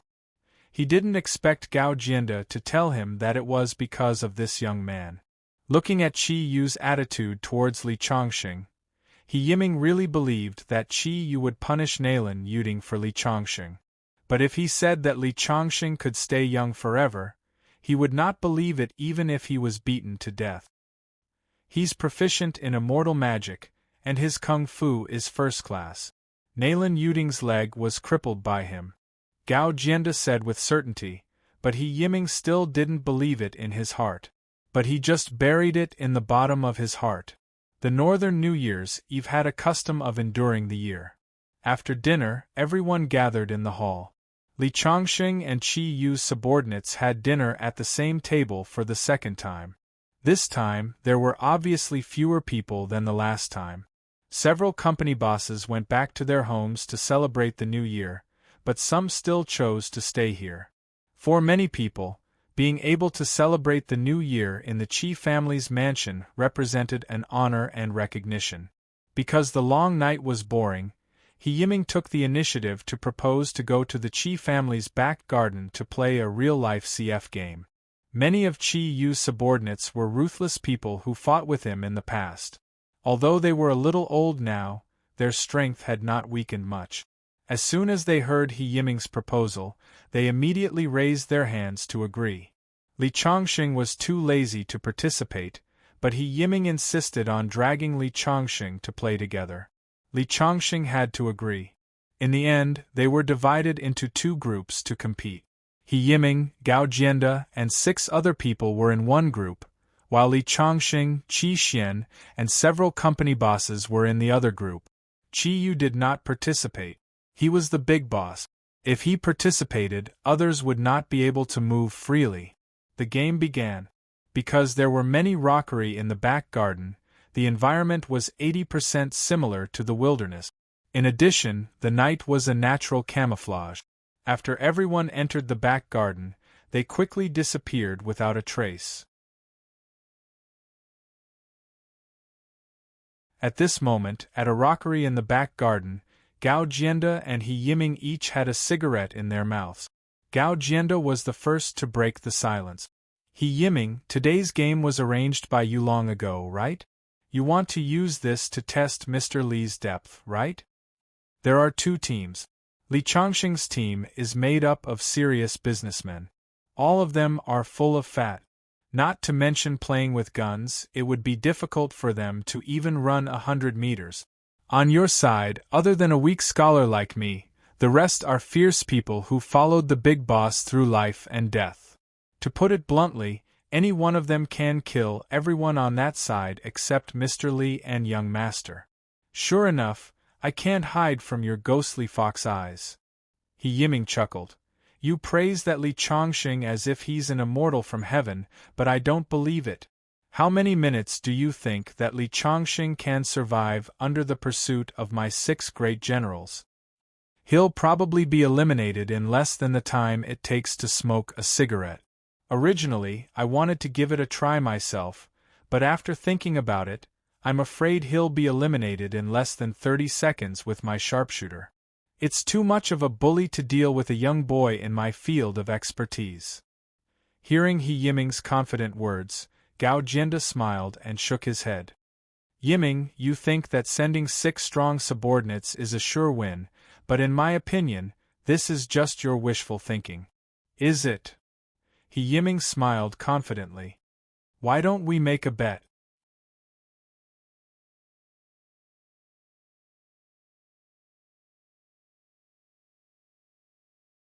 Chapter 407. What's the bet? Gao Jianda was also a little interested. If I win, you will transfer the shares given to you by the big bosses in Chuzhou City to me. If I lose, I will also give you the shares of a company under my name. How about that? Hearing Yiming's words, Gao Jianda frowned. He didn't expect the other party to have such a big appetite. The shares of a company were worth hundreds of millions of yuan a year. But when he saw Yiming's confident look, Gao Jianda hesitated, then nodded and said, I'll bet with you. Okay, it's a deal. Yiming couldn't help laughing and said, Mr. Gao, you will lose this time. I don't think so. Gao Jianda smiled slightly. I said, you will know how powerful Mr. Li is. Yiming shook his head. Mr. Gao, don't you know my character? I regard money as my life. If I take out the shares of a company to bet, I naturally have 100% confidence. Since Li Chongqing can defeat Nalen Yuding, I naturally won't underestimate him. Then do you know where my confidence comes from? Gao Jianda couldn't help frowning. He was really a little curious. This He Yiming was superb with guns, like a reckless man, but Gao Jianda knew that the other party was very smart and never did a losing deal. Since he said so, he must have confidence in himself. He Yiming laughed out loud, laughing so hard that he almost held his stomach. Mr. Gao, you are known as Ghost Fox, undoubtedly wise, but you lost your cool when you met this Mr. Li. To tell you the truth, I installed many cameras in this back garden in advance, the kind with no blind spot. As for the 6 generals I sent out, each of them can see every inch of this backyard through their phones. This is equivalent to playing a gunfight game. They have cheated and can know the location of their opponents at any time. Then, they can use their sniper rifles to eliminate their opponents in one shot. In this situation, do you still think Mr. Li can win? Gao Jianda listened and couldn't help but be stunned. Finally, he sighed and said, I didn't expect you to be so deliberate in a game. He Yiming smiled and said, What's wrong, Mr. Gao, now you feel sorry for your shares? Gao Jianda shook his head. I'm different from you. I don't really value money as much as my life. Although it's painful to lose 100 million worth of shares, since I've lost. I'm just sighing. With Mr. Li's strength, he shouldn't have lost, but you used such a cheat-like method to deal with him. He'll lose so unjustly. But you've put in so much effort, just to win my company's shares? Of course not. He Yiming shook his head. I just want to prove to you and the big boss that this Mr. Li is not omnipotent, nor is he a god. He may be able to maintain his appearance for more than 30 years, but this is not a big deal. As far as I know, many health cultivation methods can do it. I just want you to wake the big boss up and not be fooled by him. But what if Mr. Li wins? Gao Jianda suddenly said. Impossible. No matter how high this Li Chongqing's kung fu is, he will definitely lose, unless he can fly into the sky. I'm just saying what if. There's no what if. Mr. Li should have been eliminated by now. He Yiming threw the cigarette in his hand to the ground and stepped on it to extinguish it. The moment to witness victory was about to come. He Yiming couldn't help but feel proud. Ever since Li Chongqing appeared, he had been holding his breath. It was only now that this breath was completely released. However, just as a smile appeared on his face, he saw a figure appear not far away, looking at him with a smile. Li Chongqing, how did you find this place? Weren't you eliminated? After He Yiming saw Li Chongqing, he had a bad feeling in his heart, but he still asked. I'm afraid I'll have to disappoint you. The ones eliminated are your 6 generals. Their sniping skills are too poor. They can't even aim at a person for a long time. I had to let them withdraw from the competition first. Impossible. He Yiming shook his head, his face full of disbelief. At this moment, several figures appeared. They were his subordinates. Those people were dejected. One of them said, Director He, we lost. He Yiming's body suddenly trembled, but then his face showed a ruthless expression. They lost, but I, He Yiming, am still here. Do you think I'm called the Spear God for nothing? He Yiming took out the imitation pistol as fast as he could and aimed at Li Chongqing. However, when he was about to pull the trigger, he felt a chill between his eyebrows. He was hit by a paintball. He was eliminated. I actually lost. He Yiming's face was full of disbelief. Facing Li Chongqing, he didn't even have a chance to shoot. He was defeated in the field he was best at. At this time, Chi Yu and a few other higher-ups also came over. They shook their heads and said, Yiming, you've gone mad. You installed cameras in the garden and carefully planned this game. I don't want to criticize you. Go back to your own home tomorrow and reflect for a while. When you've thought it through, come out and help me. Big boss. He Yiming wanted to explain something, but Chi Yu shook his head and said to Li Chongqing, Mr. Li, I'm sorry. Li Chongqing smiled and said, It's okay. I just want to stretch my muscles.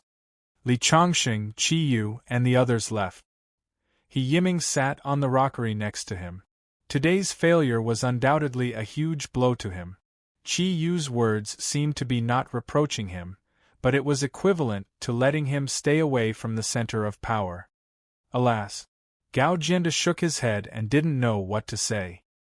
He just patted He Yiming on the shoulder and then left the back garden. Back then, Nalin Yuding had offended Li Chongqing in Qingzhou and even lost her life in the end. Now, He Yiming's ending was actually good. This was also because he didn't mean to hurt Li Chongqing from beginning to end, so Chi Yu let him go.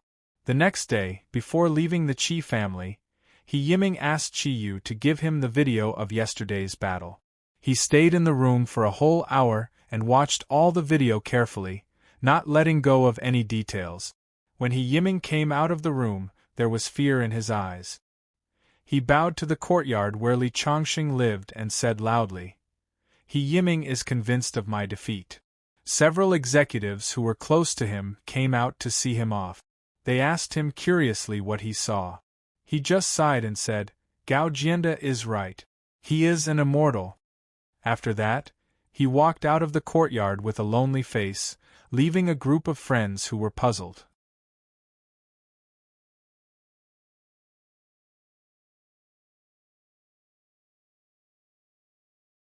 Chapter 408. There was always a festive atmosphere during the new year. After 12 o'clock, Li Chongqing's phone kept ringing. It was a congratulatory message from someone he knew. The next morning, Li Chongqing ran a few laps around Chi Yu's mansion. After eating the dumplings in the morning, the previous year had become history. The school reopened on March 5, the 18th of the first lunar month. Li Chongqing returned to Qingzhou a few days in advance. Compared to Chi Yu's house, his villa was much more deserted. Yu Youwei's family returned to their hometown in Medicine King Valley, so Li Chongqing spent most of his time in the villa cultivating. When school reopened, life didn't seem to have changed much. However, the dormitory was empty. Jiang Tao, Zhang Xiaofeng, and Yang Fan all chose to do their internship. Later, Li Chongqing didn't stay in the dormitory and moved back to his villa. A week after school reopened, the dormitory manager told Li Chongqing that there was a letter for him.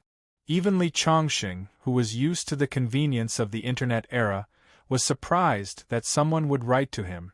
Li Chongqing was quite surprised. The address on the envelope was from Beijing. When he opened it, it was an invitation. To Mr. Li Chongqing. Solemnly, March 9th, Zhengu Year, Agricultural, Calendar. Wang Shuo and Bai Qianshue's wedding banquet. Please honor us with your presence. Seeing this invitation, Li Chongqing's face couldn't help but sink. What does this Wang Shuo mean? He's going to marry Bai Qianxue, but he actually sent me an invitation to show off. Is he deliberately mocking me? Li Chongqing took a deep breath, smiled and waved at the guard, and then walked out of the dormitory. He stood outside the dormitory and looked at the people coming and going. He only felt that the sun was particularly dazzling. My girlfriend is getting married, but the groom isn't me. This is definitely a pain in the ass. What's even more painful is that the other party sent him an invitation. This is the rhythm of slapping his face until his teeth fall out. Li Chongqing walked out of the campus and took a taxi to the railway station. He opened WeChat and sent a voice message to Jiang Tao, who was currently interning in Beijing, saying, "Get ready to pick me up. I'm going to Beijing to seek shelter with you." Since the other party had sent an invitation, Li Chongqing felt that it wasn't a big deal for him to attend. Although the other party might just want to show off a little, it was impolite not to reciprocate. After being mocked, it wasn't Li Chongqing's style to not respond.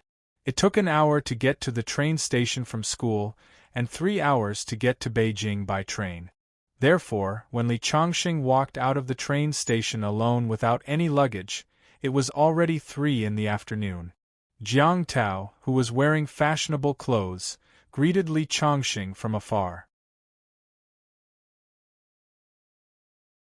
He smiled and said, Chongqing, you are really swift and decisive. You came to the capital just like that. But this brother has been waiting for you for a long time. Zhang Xiaofeng and Yang Fan are also interning in Beijing, but those two guys are a little scared. They only interned for a few days and didn't dare to ask for leave. I can only see them after work at 5. After exiting the train station, he got into Jiang Tao's 7 Series BMW. Jiang Tao then asked in confusion, Chongqing, did you really come to Beijing to hang out with your brothers? He knew that with Li Chongqing's identity, he didn't need an internship. It was just that Li Chongqing came so suddenly that he couldn't figure out what was going on. Do you still remember Bai Qianxue? Of course, the campus belle of Shangqing University. Isn't she your girlfriend? She used to be, but not anymore. She's getting married, and she gave me an invitation. Li Chongqing said this sentence with incomparable calmness. Jiang Tao, on the other hand, was already very angry as he slapped the steering wheel. This is too much. Isn't this the same as giving someone a slap on the left side of their face? Also, this Bai Qianxue is too blind. Chongqing, where else can she find someone with your family background? Oh right, who is the person she is marrying?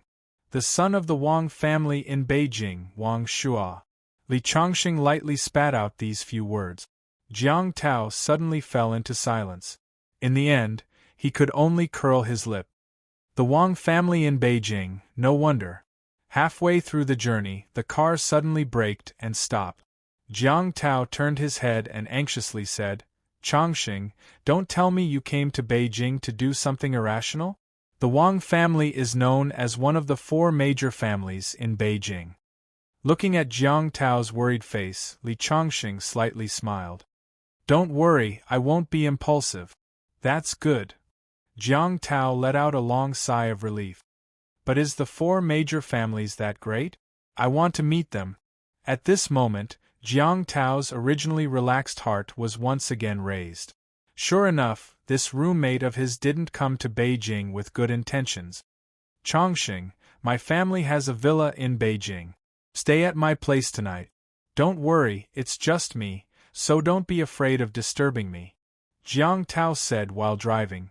No, I heard that the Wang family has prepared a wedding of the century for the newlyweds.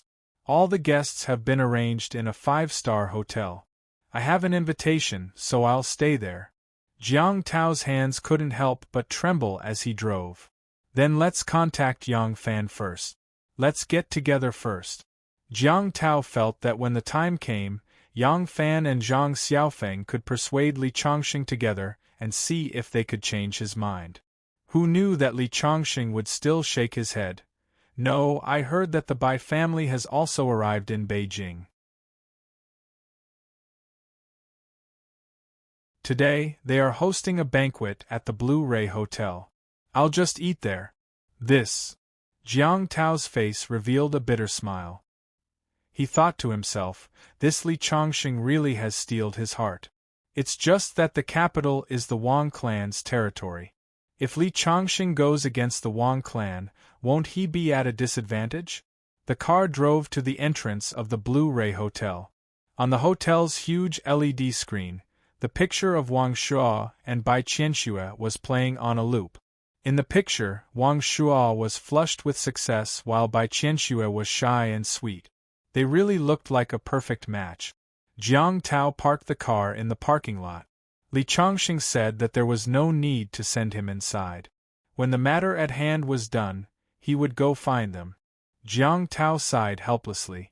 Walking into the hotel, the waiter at the door learned that Li Chongqing was here to attend the Bai family's banquet. He directly led Li Chongqing to the most luxurious hall inside. It was said that the Bai family planned to hold the wedding banquet of the man and woman together, so the Bai family came to Beijing early. Today's banquet was mainly for the Bai family to invite their relatives and friends to eat in advance to get to know each other. It was a small family gathering. The Bai family was a big family. There were a lot of people, including the 7 aunts and 8 aunts. When Li Chongqing walked in, many people just thought that he was a junior. Old Master Bai Guangyuan was surrounded by a group of relatives with a smile on his face. Second Master Bai Jinbin was responsible for greeting the relatives who came and went. The moment Li Chongqing entered Bai Jinbin's line of sight, the smile on Bai Jinbin's face suddenly froze. Bai Qianshua's aunt, Bai Roland, and Bai Qianshua's cousin, Bai Mingtang, were also stunned at the same time. Just when the guests in the room didn't know what had happened, they saw Bai Guangyuan, who was talking with a few juniors, suddenly stand up with a somewhat complicated expression on his face. He said, "Chongqing, why are you here?"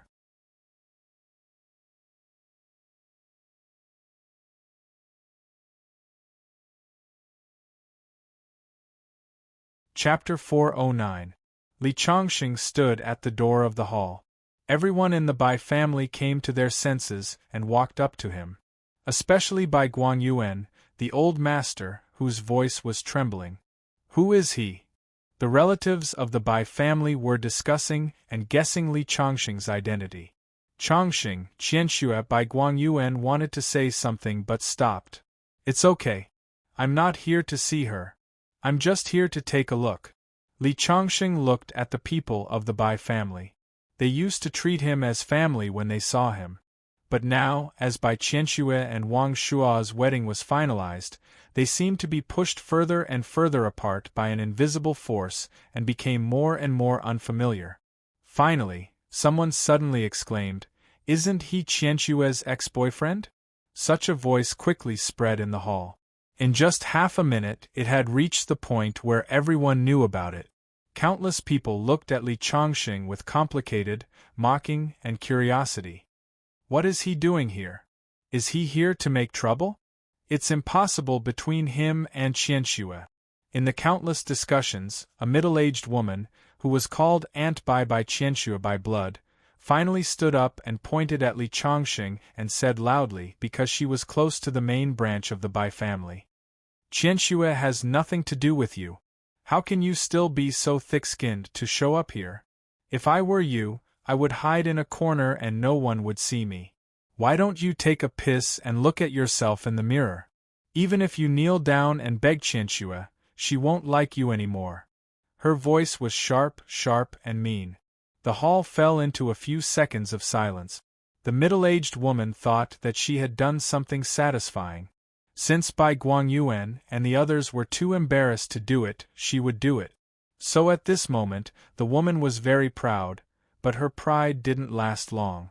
Bai Guangyuan turned around and slapped her face. Slap. The sound was crisp and he used a lot of strength. The woman's voice stopped abruptly, and a palm print immediately swelled up on her face. With this slap, the woman was stunned and so were the guests. "It's not up to you to judge whether Chongqing is good or bad," Bai Guangyuan said coldly. As for Wang Shua, this son-in-law of the Wang clan was very outstanding. He also treated Bai Qianxue well, so the old man was quite satisfied. However, the old man could not see Li Chongqing as an enemy just because of Wang Shua. The Bai clan was indebted to Li Chongqing after all, and it had an extraordinary significance. Not only Bai Guangyuan, but even Bai Jinbin, Bai Roland, and the others felt that the old man's slap was very satisfying. "Why did you hit me?" The middle-aged woman was stunned for a long time before she reacted. Her face was full of grievance. She could not understand. She was clearly helping the Bai family and mocking this kid who had come to cause trouble. Wasn't she saying what old Master Bai wanted to say? "Why did I hit you? Since when did an outsider like you have the right to interfere in our family matters?" Bai Jinbin said coldly. Many people noticed the words in his words. Family, outsiders. Could it be that Li Chongqing was part of his family and his blood-related cousin had become an outsider? Many people could not understand. However, old Master Bai's next action gradually made them understand what was going on. Bai Guangyuan took Li Chongqing's hand and said, "Chongqing, come and have a drink with me. I'm very happy that you can come today. No matter who Qianxue marries, you, Li Chongqing, will always be part of the Bai family. The Bai family owes you, and we can never repay you in this lifetime." The old man tugged at Li Chongqing a few times, but Li Chongqing stood there unmoving. "Old master, I'm just here to take a look. I won't drink with you." With that, he gently broke away from old Master Bai's hand and turned to walk out of the hall. For Li Chongqing, this trip was not in vain. At least the Bai family's conscience was not eaten by dogs. When Li Chongqing walked out of the hall, Bai Guangyuan said regretfully to himself, "Chongqing is a good child. I always thought that he was my ideal grandson-in-law. It's Qianshue's loss to miss him." After coming out of the banquet hall, Li Chongqing suddenly calmed down. Originally, he had resentment in his heart for this trip to Beijing. However, the moment he saw old Master Bai, this resentment was weakened a lot. After all, the Bai family did nothing wrong, and Bai Qianxue did nothing wrong. For the Bai family, all of this was Bai Qianxue's decision. They had a powerful in-law, which was very beneficial for the development of the entire family. For Bai Qianxue, she just chose a man who she thought was a good son-in-law. She made a choice that countless women would make. Li Chongqing was only hurt emotionally. In fact, he did not lose much. The only thing he could not get over was his own heart. The only detestable one was the young master of the Wang family. However, was he going to destroy him just because of a flaunting invitation? Was he going to let the Wang family collapse and Bai Qianxue lead a miserable life after her wedding? Li Chongqing thought about it. There was really no need. He shook his head and walked out of the hotel. He called Jiang Tao and asked him to pick him up. Squatting on the steps in front of the hotel, he lit a cigarette and smoked silently. He did not know what he was feeling at the moment. He only felt that it was suffocating. When the smoke entered his stomach, it was a bitter taste. When he finished smoking the sixth cigarette, Jiang Tao's 7 Series BMW stopped in front of him. Li Chongqing patted the cigarette ash off his body and sat in the car. In the parking lot, after Jiang Tao's BMW had completely left, a red Audi's window slowly rolled down, revealing a slightly pale but incomparably beautiful face. Bai Qianxue. Her face was still as beautiful as before, but there was a hint of maturity in her beauty. She looked at the place where Li Chongqing was squatting. Looking at the cigarette but on the ground, her heart ached slightly. This man also brought her many beautiful memories. When she was at her most lost, he stood up and protected her, sheltering her from the wind and rain. She vaguely remembered the feeling of safety when he held her hand. However, things had changed with the passage of time. Now, he belonged to someone else. When she chose to unbutton her shirt in front of Wang Shuo, she had already decided to completely draw a line with Li Chongqing and have nothing to do with him. We can only blame ourselves for not being fated to be together. Bai Qianxue sighed. She looked at the photo of her sweet face on the big screen of the hotel and Wang Shuo's warm eyes. She muttered to herself, "People walk to higher places, water flows to lower places. I just made a decision that most women would make. Li Chongqing is far less excellent than Wang Shuo, isn't he?"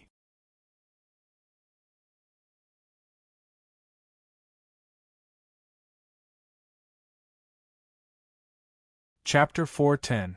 In the BMW, Jiang Tao did not dare to ask Li Chongqing what happened inside, fearing that it would agitate Li Chongqing. Along the way, he chatted with Li Chongqing. Looking at his watch, it was almost 5 o'clock, so he hurriedly called Zhang Xiaofeng and Yang Fan, telling them to go together. Li Chongqing was silent the whole way.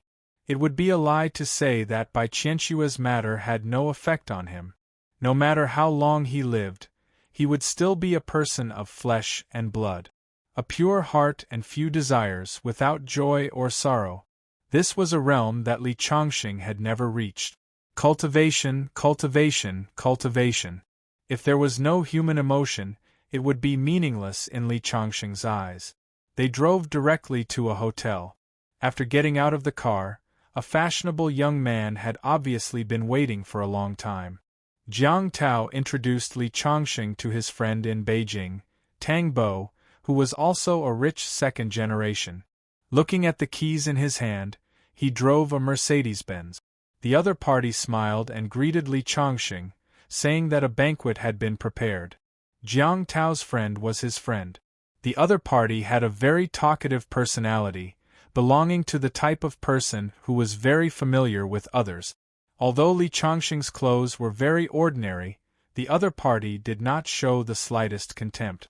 Birds of a feather flocked together. Being able to get along well with Jiang Tao, his character would not be bad. The few of them entered the restaurant and sat down. Because Yang Fan and Zhang Xiaofeng had not arrived yet, they first asked the waiter to serve a pot of tea and chatted while drinking. According to Jiang Tao's introduction, the other party was his high school classmate. When they were in school, they lived on the upper and lower bunk beds in the dormitory. Tang Bo studied in a third-rate university in Beijing. Jiang Tao also came to Beijing, so the two of them often met. Tang Bo was a talkative person.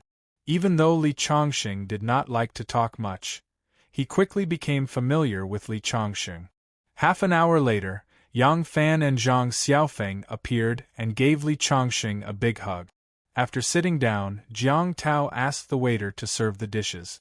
Obviously, it was not the first time Zhang Xiaofeng and Tang Bo met, so they did not have any scruples. It's boring for a few men to drink. Why don't I find a few girls? Tang Bo didn't wait for Li Chongqing and the others to respond. He stood up and went out to make a phone call. When he came back, he was beaming with joy. It was obvious that the girl he spoke of gave him face. Not long after, the two women that Tang Bo had called had arrived. One of them was wearing a pink dress called Zhong Xian. She took the initiative to raise her wine glass as soon as she sat down. She belonged to the cheerful type. After being introduced, they found out that she was Tang Bo's girlfriend.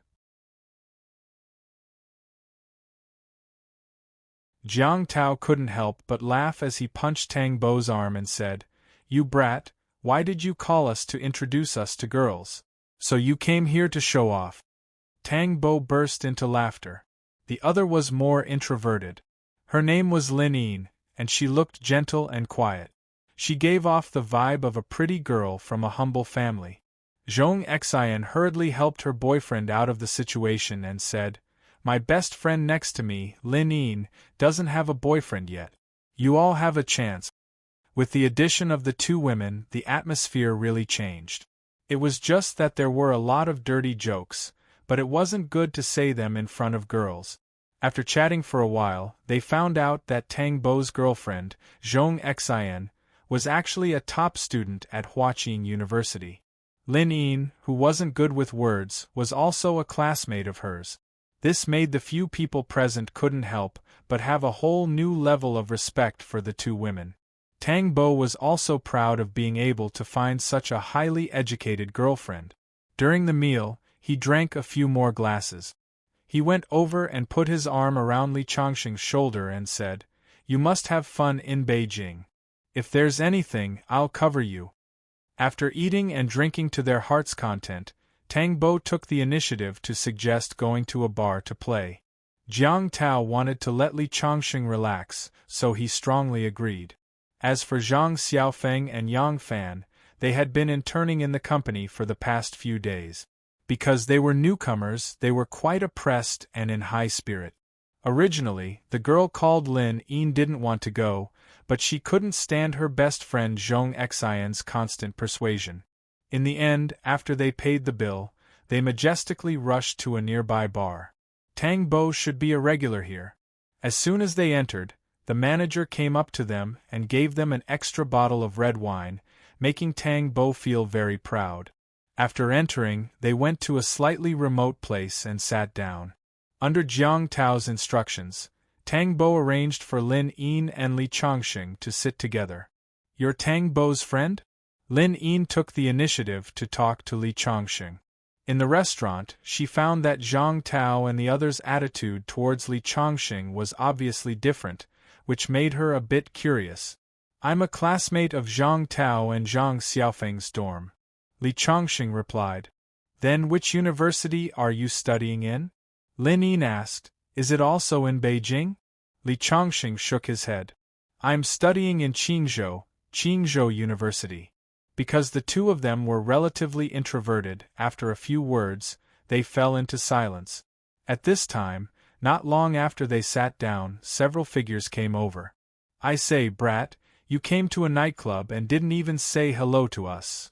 3 tall young men came over, all of them were quite handsome. "Everywhere I go, I can see you guys." Tang Bo laughed and introduced them to Li Chongqing, Wu Liang, Zhao Pingju, Han Shuwen. Wu Liang was a bespectacled man. He looked quiet and scholarly. Zhao Pingju was the most handsome of the three. He was also the tallest and had long hair. Han Shuwen was more ordinary, his body was thicker, and his muscles were more developed. Tang Bo introduced Jiang Tao, Li Chongqing, and the others to Wu Liang and the others, and they greeted each other.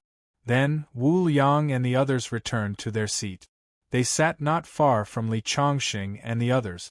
There were more than 10 people, both men and women, and it was very lively. "Chongqing, come, let's have a toast." Jiang Tao knew that Li Chongqing was in a bad mood today, and seemed to deliberately let Li Chongqing drink more to forget his troubles. Because Wu Liang and the others knew Tang Bo, it was inevitable that their group would pay more attention to this place. Especially when Wu Liang came to propose a toast.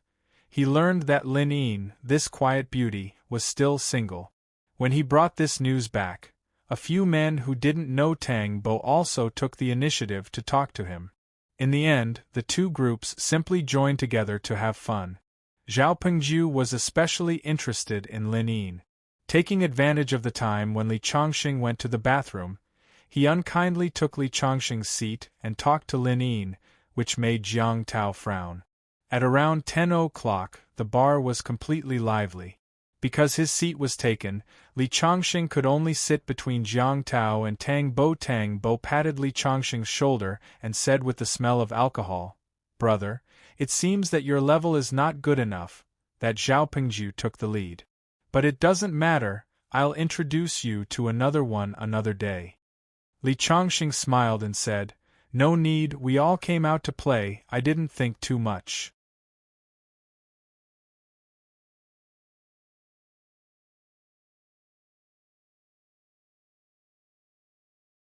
Chapter 4:11. Jiang Tao kept toasting Li Chongqing, but he didn't drink too much. Instead, he drank himself to the point of staggering. Tang Bo and Li Chongqing bumped into each other twice, and then spent most of the time whispering to his girlfriend, Zhong Xin. Obviously, the two had just confirmed their relationship and were stuck together like glue. In Wu Liang's circle, there was a woman who wore smoky makeup. She considered herself as a big sister and was very forthright in drinking. In fact, it wasn't difficult to see that her appearance was above 70 points, but she had put on too much makeup and gave people the feeling of a delinquent girl. She was forthright in drinking and seemed to be unconventional in other aspects. There were 2 boys who took advantage of the alcohol and quietly took advantage of her, but she didn't care. He didn't know why he suddenly noticed Li Chongqing. He raised his wine bottle and shouted, "Little brother, is this your first time coming to this kind of place? Although a man's silence is golden, aren't you a bit too boring?" Therefore, all eyes were focused on Li Chongqing. "Come, have a drink," the girl said casually. Li Chongqing actually didn't have a good impression of this kind of girl who was too open. However, since the other party raised her glass, he couldn't be too disrespectful. Therefore, he also picked up the bottle and took a symbolic sip. The girl gulped down the bottle of beer. It caused a burst of cheers. The other party looked at Li Chongqing with disdain and said, "A man doesn't have a bit of manliness. I'm a man. Why don't you drink with me?" Intending to show off in front of Lin Yin, Zhao Pingju took the initiative to stand up and clinked glasses with the smoky makeup girl. He also drank 1 bottle at a time. The smoky makeup girl smiled and said, "That's more like a man." It made Zhao Pingju feel that he was quite in the limelight. He glanced at Li Chongqing, who was sitting there with a bit of pride. The only thing that made him regret was that Lin Yin just smiled very implicitly. Obviously, she didn't appreciate this kind of drinking behavior. Probably because he drank a bottle of beer, Zhao Pengju stood up and staggered to the bathroom. However, when he left the table, his expression was obviously hesitant. Just now, he took the opportunity to take Li Chongqing's seat. He was really afraid that when he came back, Li Chongqing would take it back. However, he was obviously thinking too much. Li Chongqing's face was indifferent from beginning to end. When a thin guy passed by Li Chongqing's table, he was attracted by Lin Yin's temperament. He came up to her with a smile and said, "Beauty, can I have a drink with you?" Lin Yin had been an obedient girl since she was young. Although she had been hit on countless times because of her beauty, Lin Yin didn't know how many people had hit on her. However, the other party's invasive gaze made her feel very uncomfortable, and she hurriedly shook her head to refuse. Who would have thought that under the influence of alcohol, the other party wouldn't give up and insisted that Lin Yin add him on WeChat.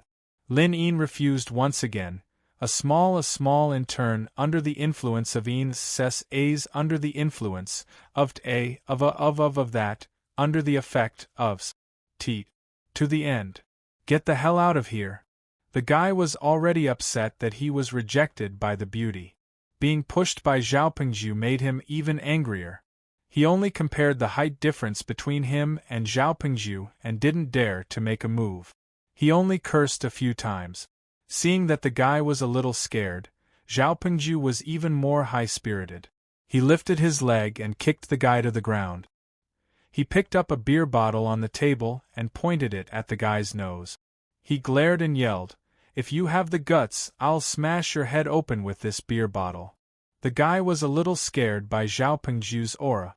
He yelled, "Just you wait." Then, he scrambled away. Zhao Pengju walked back to his seat and sat down. The men and women at the table all gave him a thumbs up.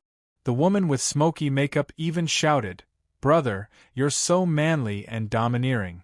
This made Zhao Pengju feel even more smug. Lin Yin didn't say anything.